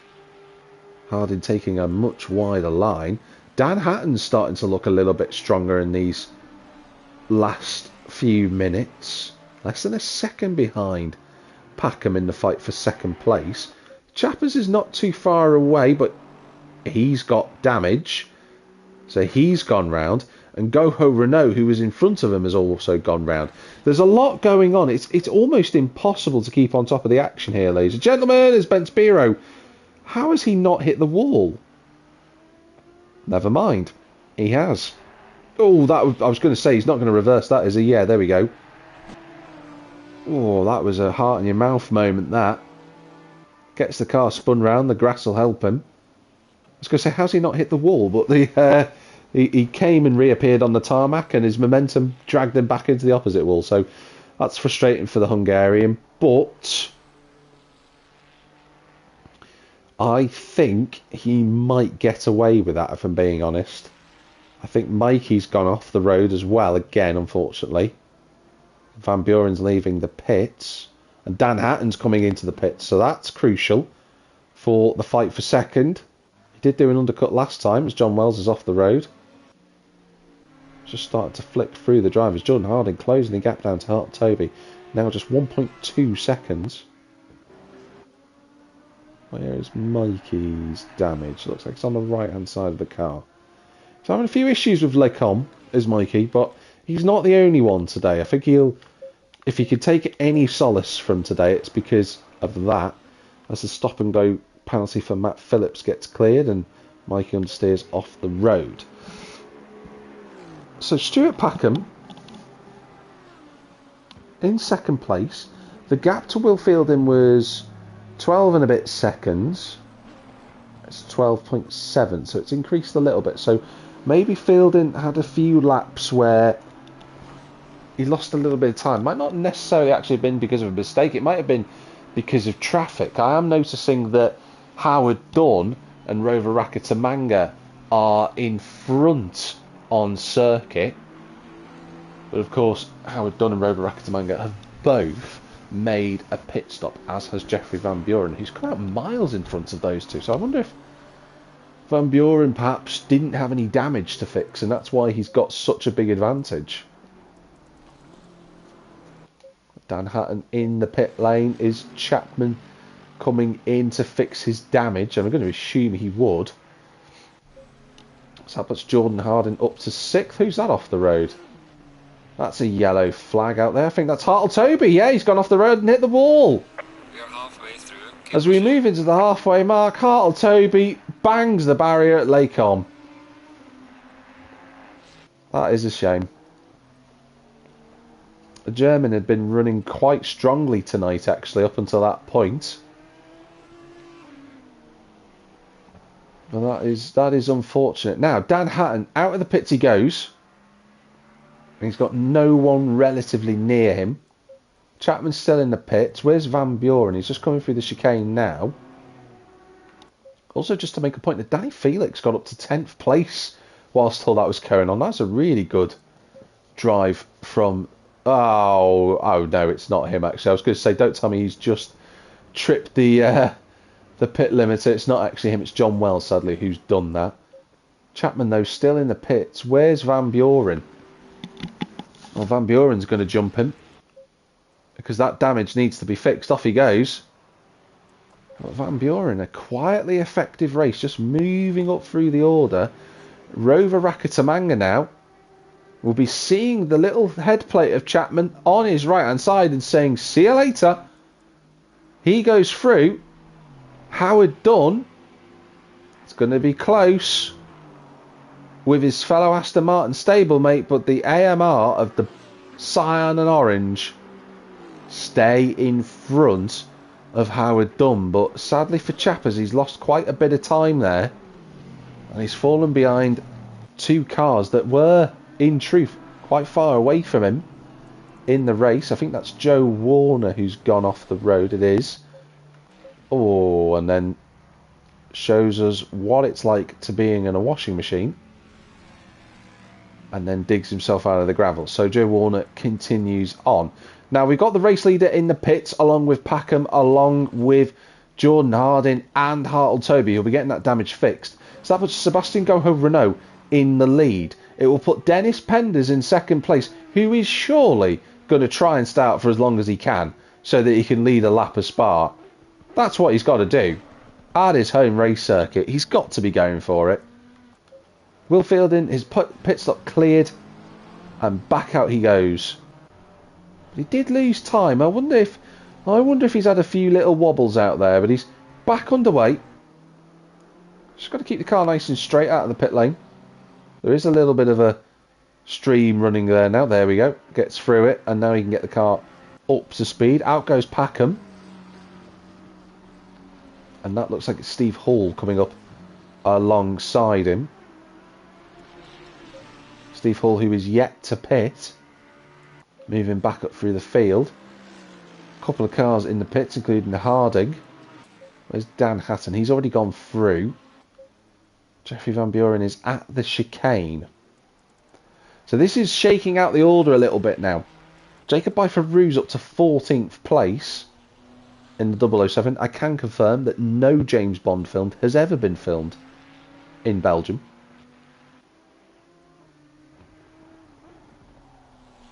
Just so you're aware about that 007 fact.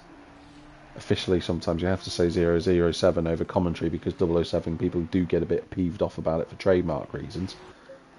That's a little aside, though. But Fielding still leads the net fight for the race lead. Packham, Hatton, and Jordan Harding has had a blinder of a pit stop, but just misses out to Jeffrey Van Buren. So this is looking like a potential fight for 5th place, I want to say, because Sebastian Goho-Renault has come in. Penders is carrying on. The prediction came true. At his home circuit, he wants to lead a lap, and he's going to have some time in the sun. The 103, to the adoration of the home crowd, rips past the number 95, and he is leading the race here. And he's put in a really good drive today as Dennis. So far. I know it's his home circuit, so of course there's always going to be a little bit of expectation, a little bit of, you know, motivation to get a good result. But he stepped up again this season as Dennis. I'm always pleased to see him do well. I think he's I say it almost every week really, but he's a prime example of someone who just gets on with the job and learns all the time. And that's all you can do. And if you do that, you get good results. And Penders is doing that right now. He got a podium last season. Likelihood is that he could get another one this season. I'd love to see it. Unfortunately, I was unable to commentate on that event that he got the podium in, where he finished second that day. But I would love to see an in-house Penders podium. What a lovely little ring that has to it. A Penders podium, that's perfect. For the number 20, well, the number 103. The number 22 is half a minute behind him at the moment. But of course that will all change when we have the pit stop from our current race leader. Packham now 16 seconds behind, but he's gained a lot of time on Dan Hatton, who I think perhaps had a little bit of damage on the car. Goho-Renault has dropped down. Where's Van Buren? He's coming out of the final corner with Harding. Now this is closer than I thought it was going to be, but I reckon that Van Buren has closed the gap because he hasn't got any damage, and Harding and Van Buren are going to go through. It's a matter of survival, this race, is what was said earlier. Oh, and Goho-Renault can't get the car lined up as Hartle-Toby squeals his way through the lake. It's a matter of survival, and Jeffrey Van Buren has brought himself up to 5th place with Jordan Harding 6th. Now that'll become a net 4th rather, when Dennis Penders pits later on. Who has decided to do another lap. He's gonna go for as long as he can, I reckon. He must be having a good time on those tyres. 26 laps down, no problems thus far. So the closest fights at the moment are between Harding and Van Buren and Toby and Goho-Renault. Seb has just come out of the pits though, so he'll be getting those tyres right into the working window. Let's see if we can follow Jordan Harding in 6th place currently. Well, 8th place currently. My timing tower playing... Excuse me, my exceptional apologies for that. Yeah, I think my timing tower is having a bit of a wobble. He's actually in 6th position. And look at this, his window wipers are working. And Toby's gone off the road. So whilst we were talking, so yeah, Jordan must have gone off the road whilst we were talking. It's the second time today that the action that I'm seeing and the action that's on track in the timing towers have all conflicted against one another. It's hard, Toby. That's too wide at Blanchimont, and through goes the Honda. But if he has gone off the road through no fault of his own, he'll be a bit annoyed at that. But again, for Jordan, there's no damage on that NSX. I think he might have had a half spin or something, you know. It's amazing how we didn't see that. But I was flicking through the cars trying to find him, so that's probably where it's happened. And yeah, there you go. As the game decides to boot us away from his car, it just doesn't like it for whatever reason. Howard Dunn's in 9th, so he was running in the top 6 earlier, but the race seems to have just gotten away from it a little bit. Will Fielding is still in 2nd. He hasn't got his race lead back yet because the Belgians want to hold on to that for as long as possible as John Wells goes round and back to the pits, I think. Steve Hall's also in the pits as Joe Warner goes across the rumble strips on the exit of Lake Com. So Jeffrey Van Buren now 5th place. Good drive so far. I said earlier he was having a quietly effective race, and that is what he is showing. Top job.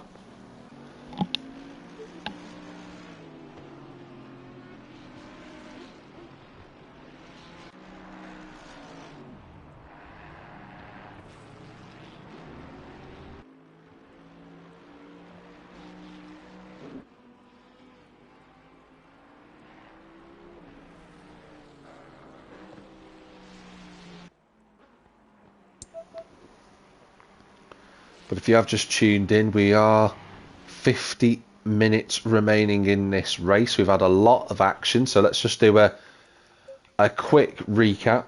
Dennis Penders leads the way. He is still circulating on track, but he's not yet made a pit stop. Will Fielding is your net race leader in 2nd place currently on circuit.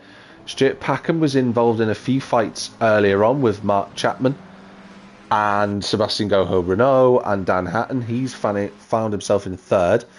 Dan Hatton is 4th. He's just quietly gone about his business. Jeffrey Van Buren has had a quiet race up to 5th for the time being. A bit wide though through Blanchimont.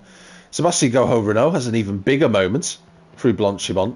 He's in 6th place, but he has had a few incidents, most of which we've missed. Oh, and there's another one. Getting it all wrong through the braking zone for the final chicane. And that will have cost him a little bit of time. Actually, no, it hasn't. He's gained a 2nd. Stewards will want to know about that one. You can't be cutting corners. You're supposed to lose time when you go over a curb. So hopefully Goho-Renault gives that time back. Jordan Hardin's been up and down the field, but he's now finding himself in 7th place with no damage on his car. Hartle Toby nosed the wall earlier at Les Combes, which caused significant damage. That's dropped him down to 8th place. Mark Chapman was running in a really strong position, just behind the trio fighting over 2nd place, but he went into the wall down in 9th. Howard Dunn's also been in the barriers, left it a little bit too long, unfortunately. He had to go into the pit lane to fix damage, and that's put him into the bottom reaches of the top 10. Davies Outenbayer has had a few issues through the race, but he's in 11th. Bence Biro's been in the wall a couple of times, but in his new livery for this week, he is in 12th position currently. Jacob Byford-Rue is in 13th, and look at this.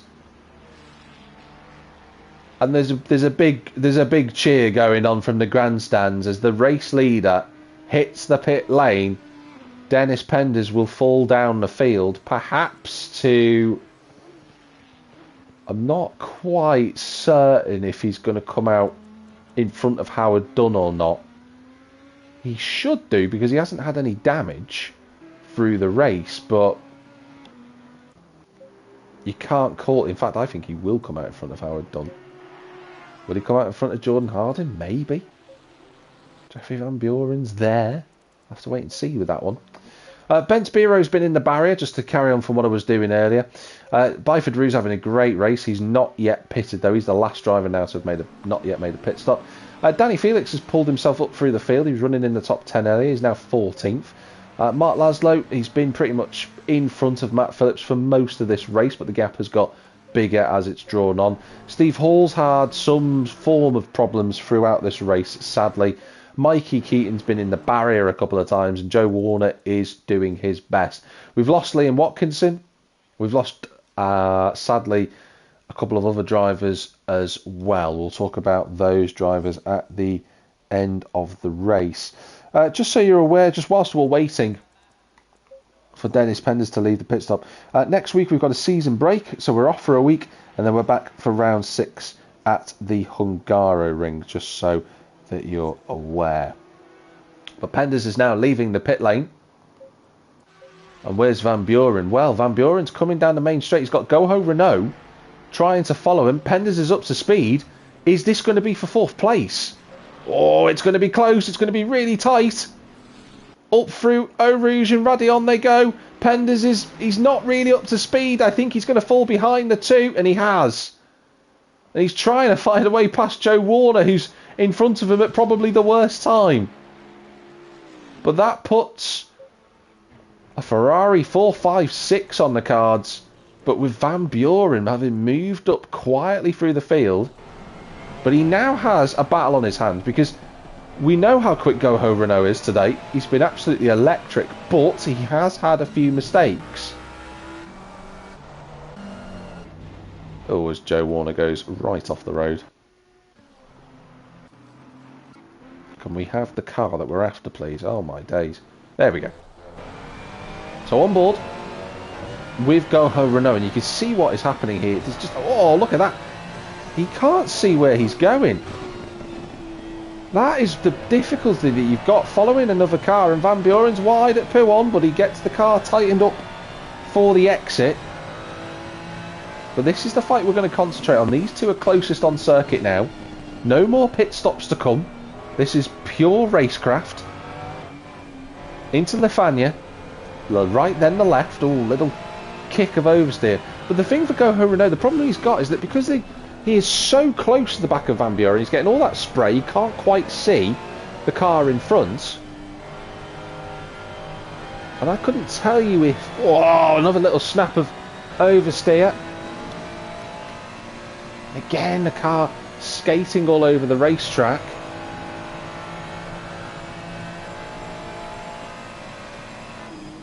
And it's always Goho Renault who takes that AstroTurf line. Seemingly the safer route. And a lot of drivers are... Oh, they're both off the road. They're going to make contact, are they? Wow, I don't know how Goho Renault didn't run into the back of him. But that was a nice switchback. He actually gave Van Buren enough room to get back on the track. So that was... Whether that was intended racecraft, I don't know. But it was really beautifully executed. Into turn 1 they go at La Source. Down through the gears. Can Goho Renault try and do the switchback? This looks incredibly heavy. Look at the rain falling. At this part of the circuit, it looks absolutely torrential. And Goho Renault moves into 4th, thanks to the switchback. At turn 1, and through the corner they go. That weather looks unbelievably heavier now. Look at that, look at that. Wow, they were almost going off the road. That's how bad the lake is. Penders is wobbling, Harding wobbles through there as well. We are going to have some huge moments through the rest of this race. Just because we see these drivers in the positions that they are at the moment does not mean they're going to finish there. The weather has decided it wants to become even heavier. The natural climate of the Ardennes forest wants everybody to make sure that you can get even more spring water that you can bottle up and take home.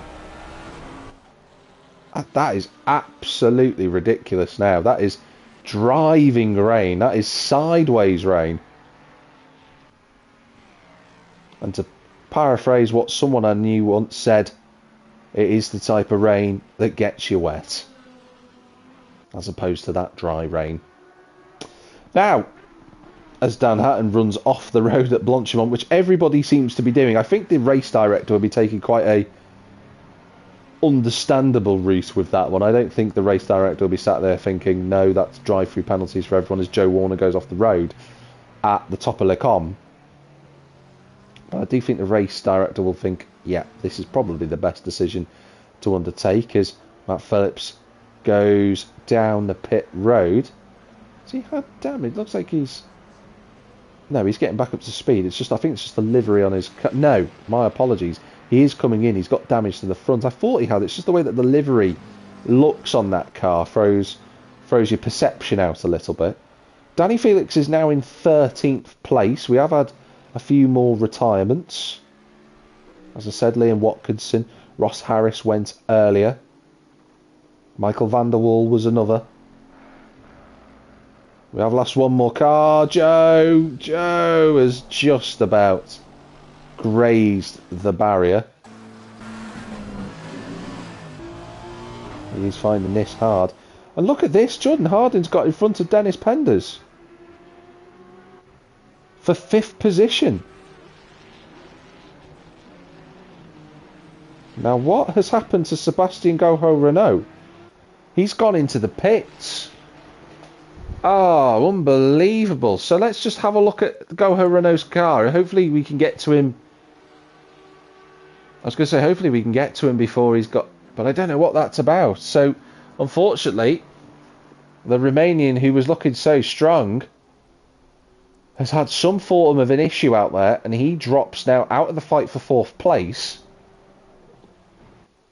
which is currently separated from the podium by 50 seconds. That's just... I mean, Packham and Hatton are doing an unbelievable job for 2nd and 3rd. It just shows you what level of competitiveness that Will Fielding is at right now, that he has reached. He's 14 seconds clear of those two, and then it's 50 back to Van Buren. We said it was a matter of survival, this race, and that is exactly what it is proving. So we got Harding in 5th, Penders in 6th place, who's trying to get back into the top 5. I mean, in the minute, Dennis Penders is on for his best results of the season as it stands, but he wants more than that. I think Penders reckons that he can get up to Van Buren, you know. Goho Renault's been in the pits for a long time. I wonder if it's more than just an incident that's happened on track. Maybe it's happened off circuit. I've also got to say, just as a brief aside, if you look at the timing tower and look at the spectator on the left-hand side, that's not realistic. There is absolutely no way in this driving rain that any spectator would be wearing a red tank top and blue jeans. And if they were, they wouldn't look that dry. Alas, my complaints aside, as we ride on board again with the NSX, whose wipers, I think there's got to be a visual glitch. I'm sure that's not what Jordan's seeing in 5th position. But for whatever reason, we don't seem to be having the window wipers work properly. Hartle Toby under pressure from Mark Chapman, who is fighting back in this driving rain. I've seen wet races here at Spa in this game before, but I've never seen it this wet. It's just kicking up a load of spray in front of Chapman. And look at that, the gap between the two was half a second. And that's how much spray that is the window wipers having to clear off the car that has been in front of Chapman for the last few laps. So much spray being generated that they can't see. The lap times have fallen away. Oh, look at that. There's just no grip at all for the drivers to navigate. Here we go through the river. Oh, the tyres are spinning up so much, you wonder whether someone is going to have a mother and a father of an accident. I really do. Toby going through the left-hander there. And I've just found out what has happened to Sebastian Renault, who's apparently broken his engine. Wow.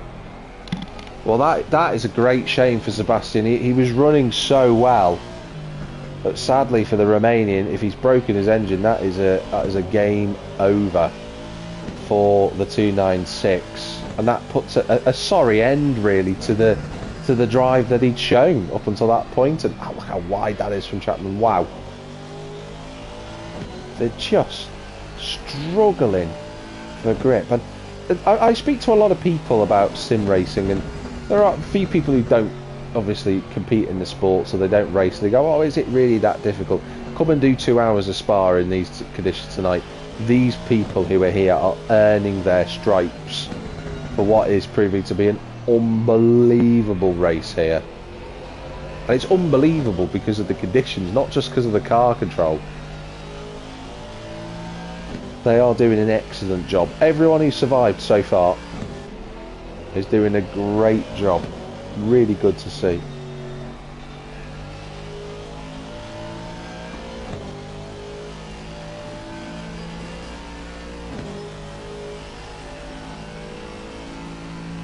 "36 minutes to go." I think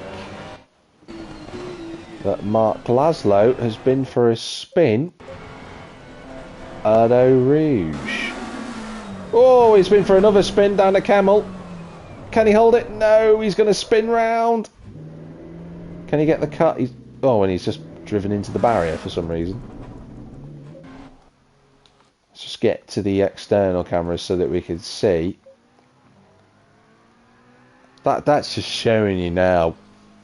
The conditions are verging on the impossible.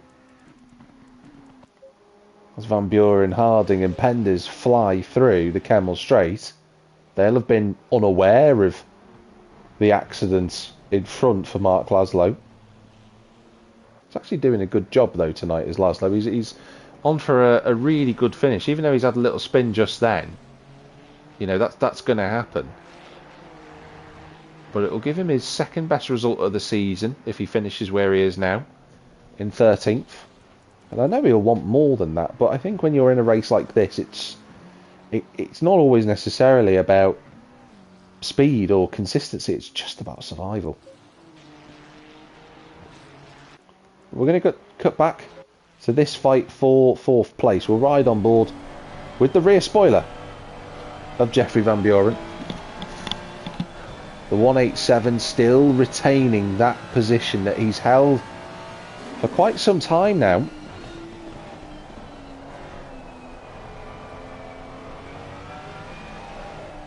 And just running at a good rate of knots currently. Everyone I've noticed is dialing up the traction control as the race has gone on. They're just finding there's no grip out there. And it looks very slow, but it doesn't matter if it's consistent, really. Oh, that was a big twitch from Harding. Through the right-hander. Just about gets away with it.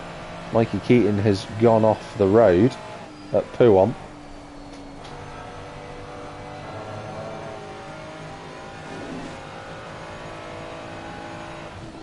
There's another little stream starting to appear before the braking zone. Thankfully for the drivers, it is more of a straight, so they can just lift off if they want to. I think in real life now, if there was a little lake forming, I think they would have red flagged this race. But thankfully, we don't have to worry about that sort of element.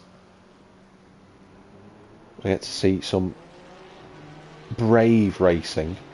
As you saw, Van Buren on that last lap went 3 seconds slower than his best lap. That's just showing you how the conditions have deteriorated rather, through the course of this race. Mark Chapman still, well, I was going to say still there with Hartle Toby, but What has happened there? Has Hartle-Toby hit the barrier on the exit of La Source? That's a peculiar one. So Hartle-Toby, who was fighting for 7th place, is going to fall down the order, unfortunately. The other driver that we lost before I didn't mention, Danny Zoutenbayer is out in the big Mercedes, so he's gone as well. So Hartle-Toby, if he has to make a pit stop, he's going to fall behind Howard Dunn, he's going to fall behind Davy Zoutenbayer. I'm not sure about Bence Biro, it depends how much damage. It looks quite significant on the R8, but you've got to remember that that car is mid-engined. So it might not be as critical. Dan Hatton is still doing a bloody good job here of putting pressure on Packham. He's just not let him go through the whole race. And since the rain has gotten heavier, I have to say, Packham has done a good job at keeping Fielding within his sights. Because it would be very easy for us to say, oh, well, you know, Fielding's dominating, and don't get me wrong, he is dominating, but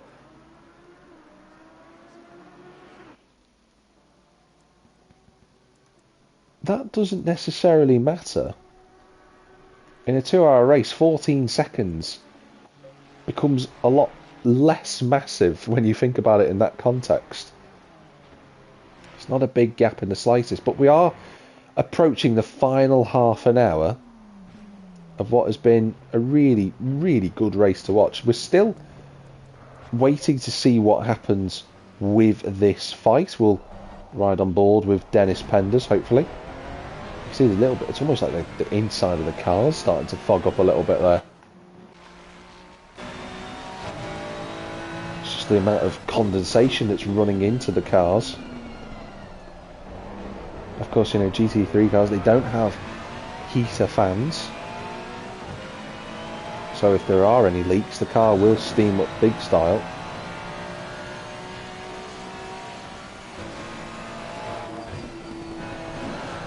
I think, oh, Penders snatching a curb at Eau Rouge. Look at that, look at just absolutely nothing for a second or so now as they go over the little river, or go through the river I should say.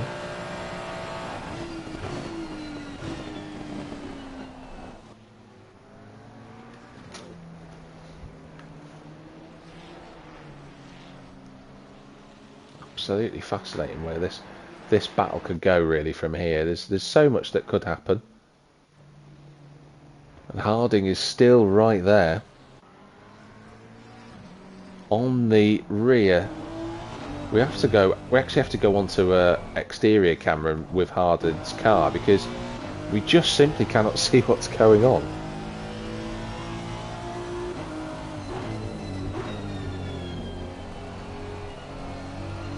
A little bit wide from Van Buren, that. But still, no harm done. I can tell you that Hartle-Toby did pit. He is now going down the pit lane. He got overtaken by Howard Dunn before he got there, so he will fall behind Bence Biro. I'm just looking to see who the next car might be that could go past him.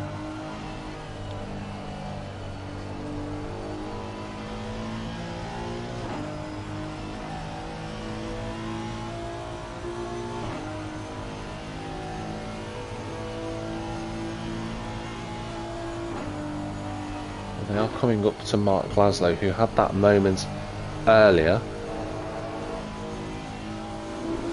Ooh, a bit of a slip through there, and you can see it really affected Van Buren. Van Buren, though, gets the car stopped. He's having no issues getting the car slowed down.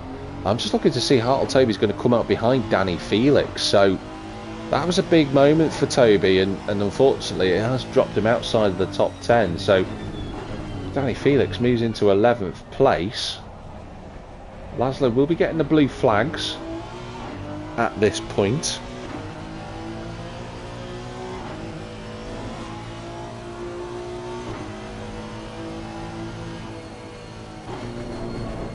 Oh, big snap of oversteer for Van Buren through Eau Rouge. If this is the opportunity for Jordan, he's got to go for it now, and he's going to have to be brave through the lake at the right-hander. And he's going to be there on the outside as we approach Lake Com, up to 150 miles an hour, clips into 6th gear, which Van Buren doesn't do. On the brakes they go, into the corner, little bit of contact between the two. Jordan sliding, and round he goes. And that was door-to-door contact down the straight in the braking zone. And Harding goes round. He fires the car over the curb. He should get out in front of Mark Chapman, but he loses a spot to Dennis Penders. He won't be happy about that, will Jordan? We were only on board with Harding, so it looked like car came across on one another, but that's just one angle. We need to have perspective from Van Buren. I wonder if we can do the replay from here. Let's see if we can get that to work. See if we can have a little look at that. Watch me like completely glitch the game now as I've done that. We can go along with laps. We'll get to have a little look. We don't get the chance to do this normally. You're seeing just a lot of repeated images of Hartle-Toby. Let's just have a look at that. And hopefully we can change the camera. A nice external one will do us. We can go on board with Van Buren actually. Let's see if we can do that. So there we go. We're coming down the first corner into past turn 2 and then into Eau Rouge. So you got Mark Laszlo in front of us. Then there's a slide through the corner for the Ferrari driver, and then into the lake they go. You could hear it just rip up as he went across there. And now we barrel towards Lake Com. He's on the inside line as they go into the corner. To be honest, it just looks like a nudge, and then Jordan runs out of grip, and that's that. I'll have to say, from my perspective, that might be a racing incident. Maybe the stewards will think otherwise, but now that we've had that angle, it just looks a little bit more like a racing incident. So Harding will have to try and shrug it off and just try and push on where he can. Still on for a good result in 6th place. There is a yellow flag in front of us, and I think that's Hartle-Toby's gone round again. Let me just see up the road. That is an Audi in the middle of the racetrack and in the wall. Harding just trying to keep an eye on that. He's on the grass. He doesn't want to be there, but he just about gets back on. Whew. We're going to have to see a replay of that, aren't we? We've got the replay function. By the way, I've never really had the chance to use the replay function before because it doesn't typically work when we tried to do it in the past, but something has happened recently. So we have got Hartle-Toby, and we're just going to try and flick our way through what's just happened there. Apologies for anybody who has any sort of eye condition as I flick through this. I know it's not ideal for your viewing. Let's just have a look. Whoa. Okay. That is clearly not normal.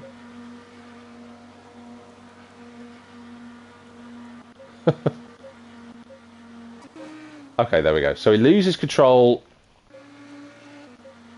Right, so once we regain position to the circuit as he's come out of the pits, we come onto the main straight, hits the lake, hits the wall, bounces, slides, and he then careens. He tries to get back on the curbs, gets onto the car, gets the car in a straight line, puts a wheel on the grass, gets going, and then somehow ends up, it goes back onto the grass and loses it all again. And then at that point, he tries to get moving again, but he's trying to get out of the way. Oh, look at that. Unbelievable. Absolutely. That is some car control. That might be. I'm just going to do this whilst I'm here because I don't get the chance to do this very often. That could be to be honest, the screenshot that gets used for the cover photo later on. So that is that aside. We're going to go back to the racing action. We go back to the live stuff here on the next lap. And what we've got at the minute is still Jordan Harden in 6th place. We've got Van Buren in 4th, despite the timing tower saying he's in 5th. He's not. He's in 4th place. You can see that on track. Packham is still doing a solid job. He's only 11 seconds, according to the game, behind the race leader. It was apparently 10, so he has made some inroads. There's Dan Hatton still in 3rd place. Van Buren's 4th, but he's got the Belgium's national champion behind him of Dennis Penders. Then it's Harding. Then it's Chapman. We have lost another car whilst we've been watching the replays. I think that is actually the 208 of Hart and Toby who's gone out. So Chapman is 7th. Howard Dunn is in 8th place. Davies out and by is 9th. Bence Biro's now in the top 10. Danny Felix is 11th. It's Mark Laszlo 12th. Jacob Byford is 13th. Steve Hall is 14th. My goodness me, are we going to get a race finish for Steve Hall? That'll time to be alive. Matt Phillips is his 15th. Mikey Keating's a few laps down, but he won't care. He's on for a good race result, actually, for Mikey. I know that might not look like it, but it will be his joint best result of the championship so far on debut for him. So, season 12, not panning out too badly for the man from, I'm going to say Tranmere, although he'd say Birkenhead, but he's from Tranmere, in 16th place. And then Joe Warner still circulating in 17th, which is what it's all about. So that's great stuff for those guys. It's saying that Packham's... No way. That's true. That's absolutely true. Will Fielding's gone off the road. Will Fielding, who's been the long-time race leader for an hour and 40 minutes, has gone off the road. And he's almost gone off the road again for road race. He has. He's off the road. He's in the barriers in the background. The former race leader has put it in the wall. Here comes Dan Hatton for 2nd place. He's going to go to the outside line. He's going to get there before the BMW. My goodness me. I cannot believe the man who has been absolutely the measure of consistency has gone off the road twice in the matter of laps. You know what time it is, ladies and gentlemen? It's replay time. I promise I will not make this too much of a thing, but I have to have a look at what's happened here to Will Fielding. So,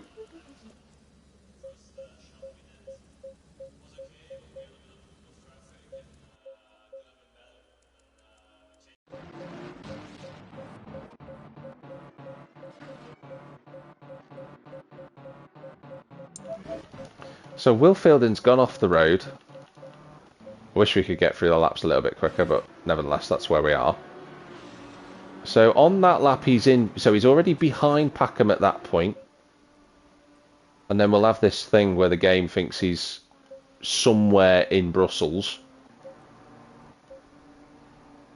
If it will let us see where he is, which would be a great idea, wouldn't it? Yeah, but it still thinks he's in the middle of nowhere. So he comes back on track. There we go. At Puom. Now we're just going to skip along and see what happened to him. So he ran over the grass there. No harm done. Is he going to be at the left-hander, I wonder, before Blanchimon? Because that's where you would lose about 10-12 seconds. So through the right-hander. Oh, no, he's lost it at Paul Frere. Round he goes. And he noses the ball that quite hard too. Gets the car up and running. No drama. From his perspective. Well, from trying to get the car turned around. But is this Packham going to come through? There he goes. And that's how Will Fielding lost the race lead. Unbelievable. Well, we find ourselves with Stuart Packham, after an hour and 40 minutes, in the lead of the race. Dan Hatton is in 2nd. And Will Fielding is in 3rd position. And that damage is not insignificant either on that car now.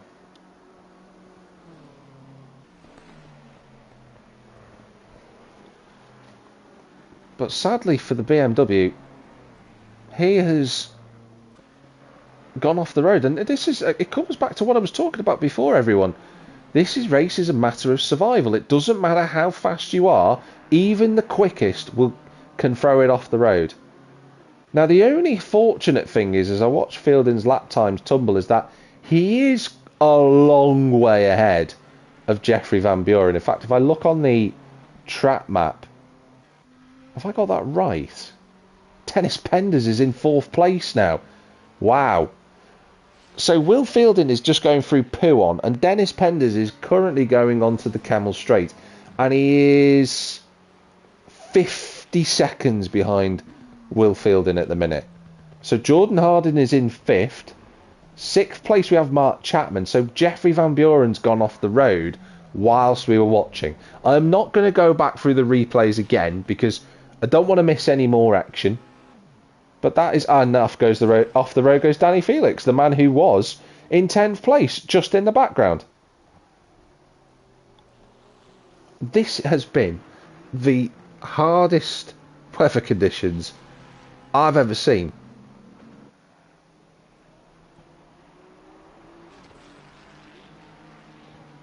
It's absolutely frenetic here today. This is just unbelievable. John Wells has retired as well whilst we've been watching. He went out earlier.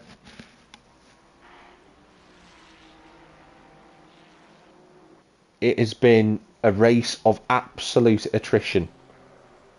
And the 17 cars that are still in this race, they've all had some form of issue during it. Doesn't matter who it's been. Apart from, do you know what? In fact, no, I'm not going to say it. I don't want to do any commentator's curse. It hasn't happened today, so it's best if I say nothing until the end of the race. But Mark Chapman leads from Dan Hatton. He's 5 seconds clear of the 55 Mustang. Now, at the minute, Chappers is on the back of Jordan Harding currently. But my point I was going to make about Stuart Packham is that he's not won a race this season, which is probably, it feels like quite a long time since Stuart Packham won a race, and that's no dig at Stuart, by the way. That just shows you how competitive this series has been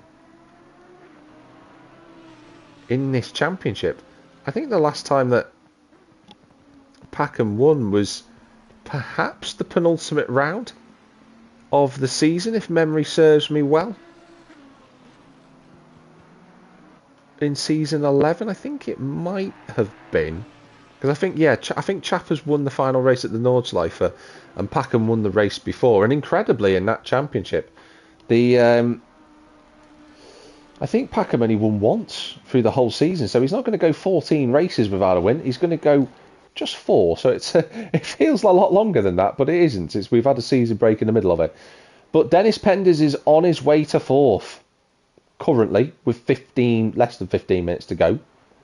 He's now 45 seconds. Whoa! Don't lose it now, Dennis. Oh, do you see what I mean? Commentator's curse. That's exactly what that is. I am not allowed to speak anymore about the prospects of the drivers who are circulating. I can't say anything about it. I was about to say that he took 4 seconds out of Will Fielding on that last lap. It's too late for him to close that gap up for a podium unless Will has another problem out there. But this is a good drive. This is a really good race. Harding is still fending off Chappers for 5th, who, despite all of the problems that Chappers has had, is going to come back to score a good result. Van Buren back out on track. He's in 11th place. Davies out and by is in 8th position. There's the rain-battered Mustang. It's a 2:35 free.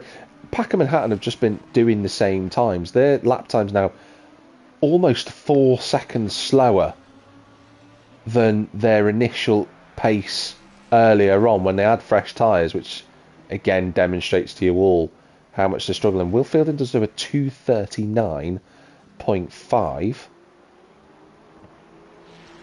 I just want to see what the lap time is for these guys. So it's a 2:39.5 for the man on the final step of the podium.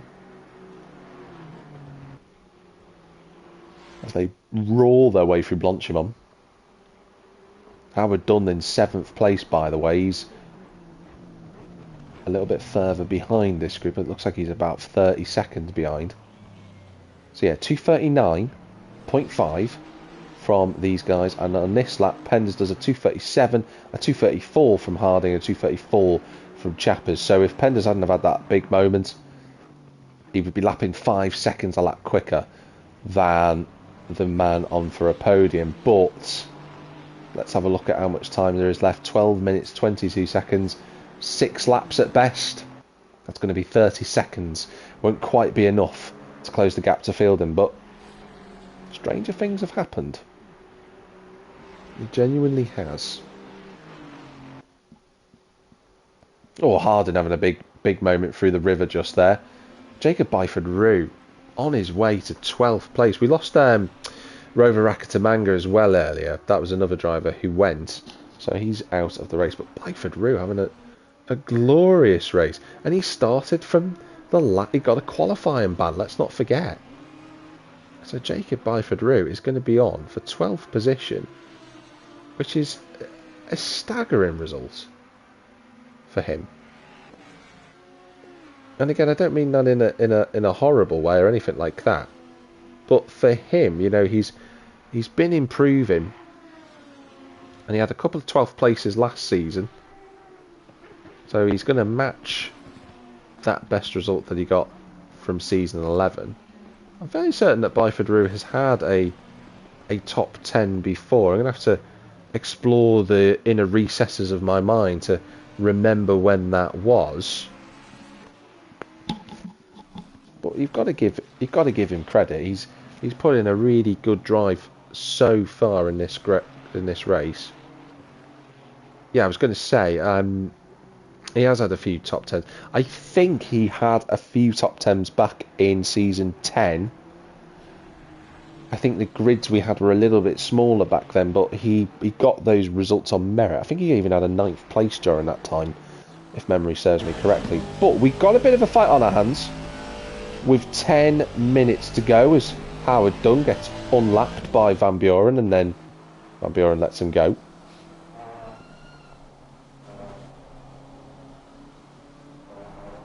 As Will Fielding will be left to lick his wounds.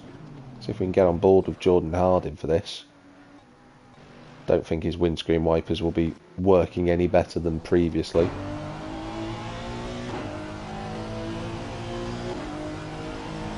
No. In fact, if we just go on to the driver's helmet, if you were in real life, this is what you're looking at. Which, if I'm being completely honest, is dreadful. Absolutely dreadful. You can't see sod all.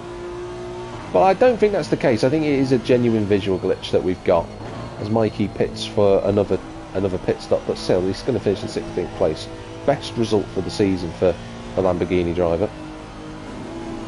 Oof. That is a good period of time now that the cars are aquaplaning through the right-hander. And we've been kicked out of Jordan's car again. I'm telling you, he's running some form of transmitter that doesn't like us following on board with that car. But this has become a 3-car fight for 4th position.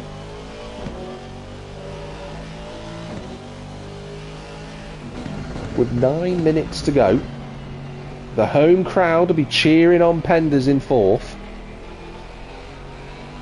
And Harding and Chapman will be getting all the support from the British Legion that will have inevitably made it with the Cagoules to Spa. Harding looking at the inside at Pouon. Take a brave man to go through there. Let's see if we can get to Dennis, who is struggling through the right hand. It looks like the rain's intensified again. Oh, and there's a bit of aquaplaning there as well, so that standing water's increasing. Van Buren's gone off down the straight. And anyone who's within 30 or 40 seconds of one another, if the car around them goes off in front, they've got a glorious chance. Steve Hull's off the road. I do hope that's not a pedal issue. I hope he's, in the nicest way possible, I hope he's had a spin. But Penders is struggling.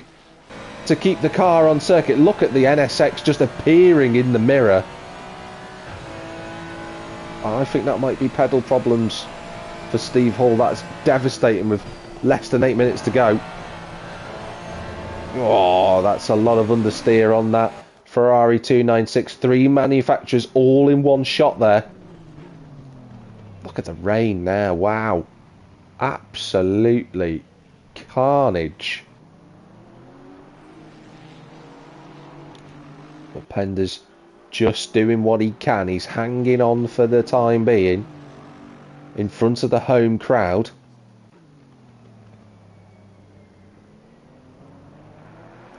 He's less than 40 seconds behind Will Field, and it's a good job that Will had that advantage over everybody. Otherwise, that would have been a podium-ending dream. But with the conditions getting worse, it means that the car will be performing worse as a result. We won't have the same aerodynamic grip. Oof, speaking of aerodynamic grip, there's no mechanical grip either through the lake at Camel. I've got to say, as a spectator and a commentator, this has been one of the best races I've seen with ACC Race Nation. And I don't, and that's not to say there's boring races, there never are in this series, but it's been so fascinating to see the different levels of capabilities of the drivers and the different phases of the race where they're quicker than one another. But Penders right now is under severe pressure from Harding and Chapman, who is waiting in the wings for a problem to occur, which he'll take full advantage of if he can. Into the left-hander at Pouon. It's wide again for the Ferrari. The Honda looks very composed through there. Those long sweeping corners. There's a little bit of standing water right across the road, so that's something else that the drivers are now having to accommodate. But the long sweeping corners, the NSX just looks stronger.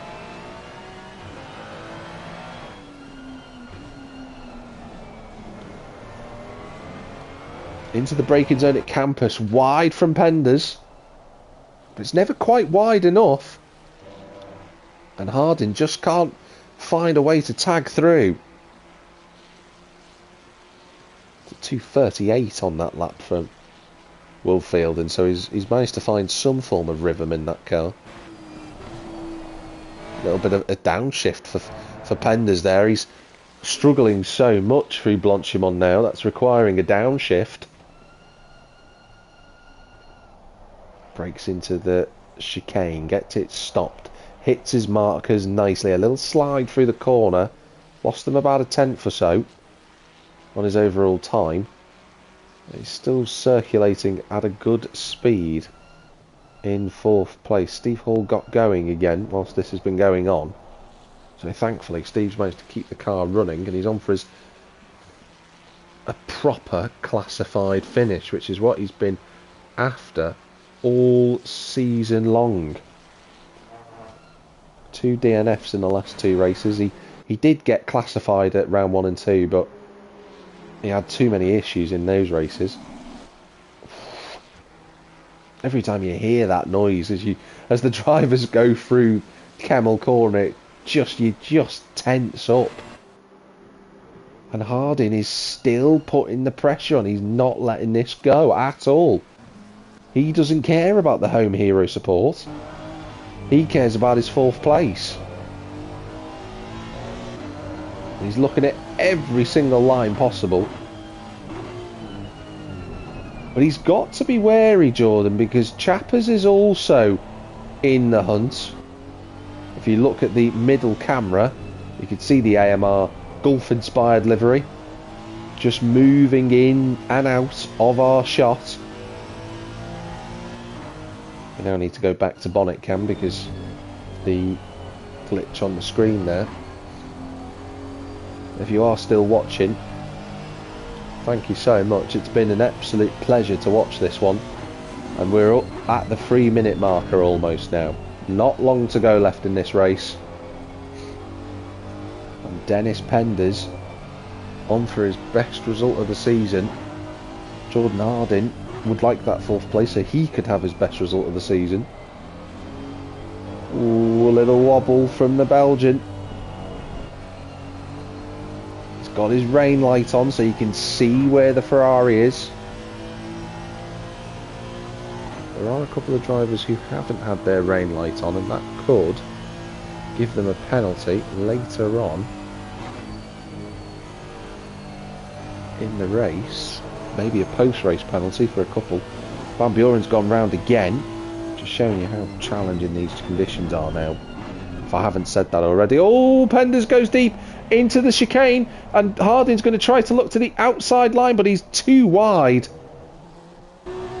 And he just can't find a way through. But that was the first chink in the armour that we've seen from the Ferrari. And Chappers, I think that the Aston is struggling in these conditions in the middle sector. He's not quite close enough to make an attack. He's close now.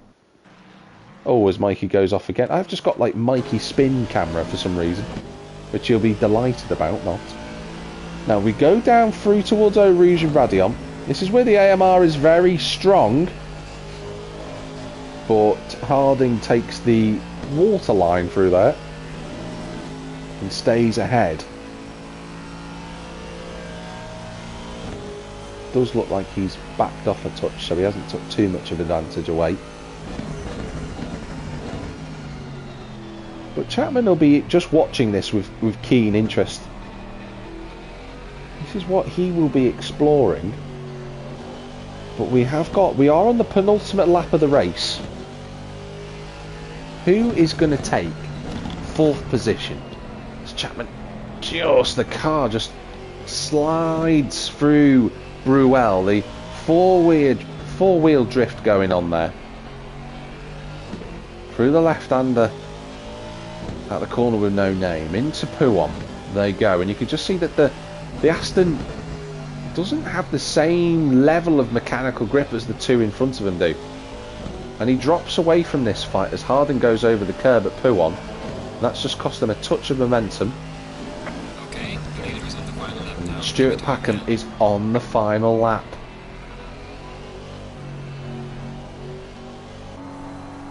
No, he's not. No, he's not. Wow. After all that. How on earth has that happened? We've been so observant of this fight with Dennis Penders and Jordan Arden and Mark Chapman. We have not seen Dan Hatton get into the lead of the race. That must have just happened in the last 2 or 3 laps. Unbelievable. What a race. That's almost left me lost for words.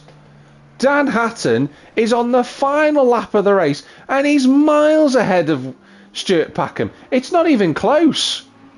Dan Hatton, the man who was searching for a podium desperately last season, is on for his 3rd race win out of the 3 races he's done. This man, this season, has been transformed in this car. He has been absolutely brilliant. And I'm not just saying this because he's been in the race lead. I was going to touch upon it before. I almost made and I deliberately said I was going to say, correction, as I correct myself mid-correction. I was going to say earlier, there have only been 2 drivers in this race who have not put a foot wrong. And then I stopped myself, and those 2 drivers were Stuart Packham, not anymore, he's gone off somewhere, and Dan Hatton. And Dan Hatton is going to come through what is the last few corners, and providing he doesn't do anything stupid, and it's too early to say that yet because we've still got one big corner coming up, he's navigated his way through. Dan Hatton is on his way to a 3 out of 3 race win. Unbelievable. We'll have to get the replay, we'll have to save it and see what's happened. We'll have to show you what happened to Stuart. But Dan Hatton flashing the lights. He comes through, he's got Matt Phillips in the way. Matt Phillips wants to do one more lap. Let him do one more lap. Dan Hatton, 3 out of 3. What a result. He takes the victory here at Spa-Francorchamps for the 2 hour. Cracking drive. Stuart Packham He must have spun all by himself. We'll have to find out what happened there. Packham takes second place in the end. Will Fielding, the race leader for an hour and 40 minutes. He drove so well, but that one mistake took it away from him. He's going to be in third for the podium. Dennis Penders and Jordan Harding are going at it hammer and tong. Into the final few corners. We've lost Mark Chapman. We don't know what's happened to Mark Chapman. He's gone from the lobby. He's disconnected at the end, and Harding's putting the pressure on. The home fans are on the ceiling. He's gone a little bit deep. He's gone wrong, and he's got through. Jordan Harding snatches fourth with a corner to go, and he'll be chuffed to bits at that. Dennis Penders ends up in fifth. Chappers is rejoined. He's in the pits. We don't know why he's in the pits. He's in sixth place. And Howard Dunn is 50 seconds away. So let's just have a look at the other race finishes. Ben Spiro in ninth. Byford Rue, the best race result for him since season 10. Well done, sir. In 11th. Jeffrey Van Buren 12th. Mikey Keating, doesn't matter if he's 7 laps down. Well done, son. He'll be happy with that. And Joe Warner as well finishing the race. What a tough one that was. We have to find out what happened to Chapman on that last lap. Let's just go to the replay. We'll have a look through at all the other drivers in a moment. What happened to Stuart Packham? That's what we have to see. He got hold of the race lead. No problems. Absolutely flying. The number 78. Obviously, we've got the ghost car going on. I'll just save the replay. Although that's going to try and save a huge file. There we go. So I'll have to skip through all the laps.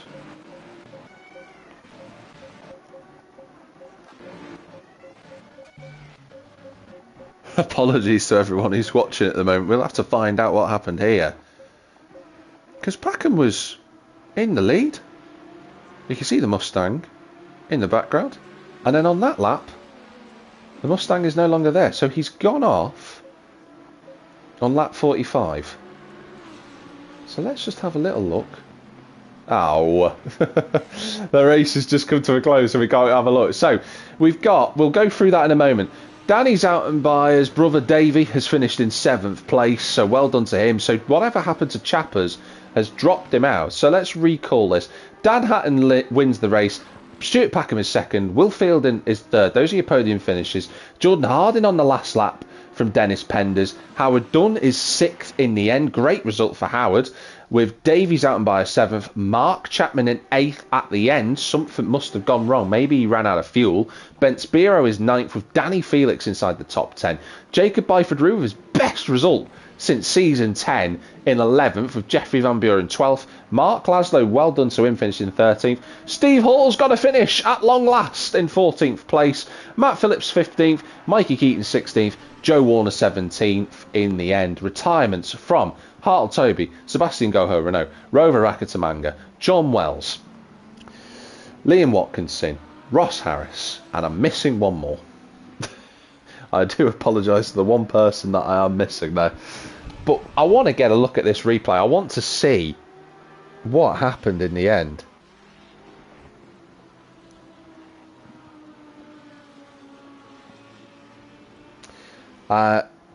Jacob asking who's my driver of the day. I think the only person I can give it to is our race winner in Dan Hatton. There are some really good drives out there. I think, you, Jacob, would be up there. That's a wonderful race result. Danny Felix as well, to see you guys up there. Everyone else inside the top 10 has had some form of mistake or something's gone on. Matt Phillips has done a really good job to finish 15th. I know he was 3 laps down, but he showed some decent pace today and then just had a few wobbles and things after that. That is not how Stuart Packham got. No. Is that how Stuart Packham? Oh, that has not... Have you just seen that? No. He did not get taken off by a back marker.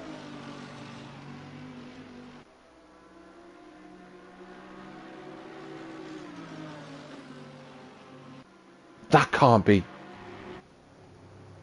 can't be the case. I'm sorry, I'm in shock. Is that really what happened? Did he get taken off by, or was that just the post-race finish? I just want to see it for everyone's benefit. Oh, if that's what's happened, that is going to be immensely controversial. We will find the right car in the end. Where is the number 78? Can we just have the car? There we go, thank you.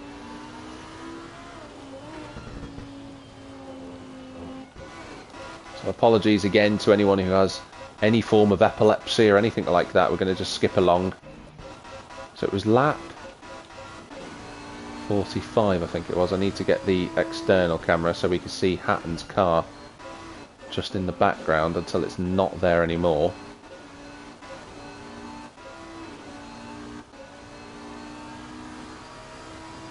Yeah, I think it's there.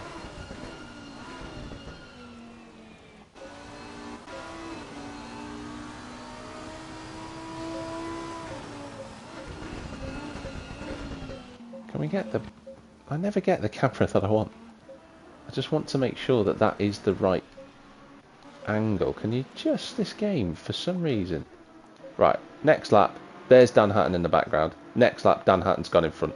So, what has happened with 3 laps to go? On board with the Lamborghini, we'll go on this camera. No issues through Eau Rouge, no issues there. We've got a lapped car. Is that a lapped car ahead? Did I just see the... Yes, I do see the trails up ahead. Into Pouhon we go. No issues there. Oh, I do worry. I do worry that this is going to be what we've just seen. So, through the corner they go. And that looks to me like the Ferrari of Jeffrey Van Buren in front of us. Into the right-hander. So the Ferrari in front. Blue flags fly. Oh, for crying out loud. Green light, green light. Go, go, go. Ah, the session's just reset just as we got there. Are you joking? It's not going to show us the replay, so I've got to go into saved replays, everyone, to try and find where this is. I'm so determined to see what happened. To show you all what happened. Gallery. Replays.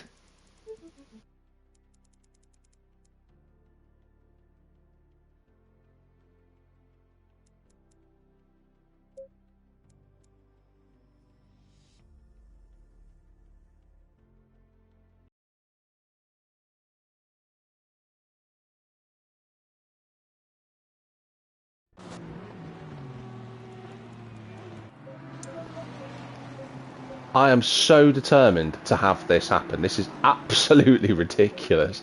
I will get there. Thankfully, because Jacob has actually had a moment there where he's had to watch the adverts. It means he's missed the absolute debacle that I've just had to go through again to see what happened to Stuart Packham. Right, so lap 46. No issues up to Pouhon. All was fine. We had the back marker in front of us at this point. Are we on the right lap? I think we're on the wrong lap. Yeah. I will get there in the end. Oh my days, what am I doing today? You can tell I've never used the replay function. As soon as I start using it, everything goes wrong.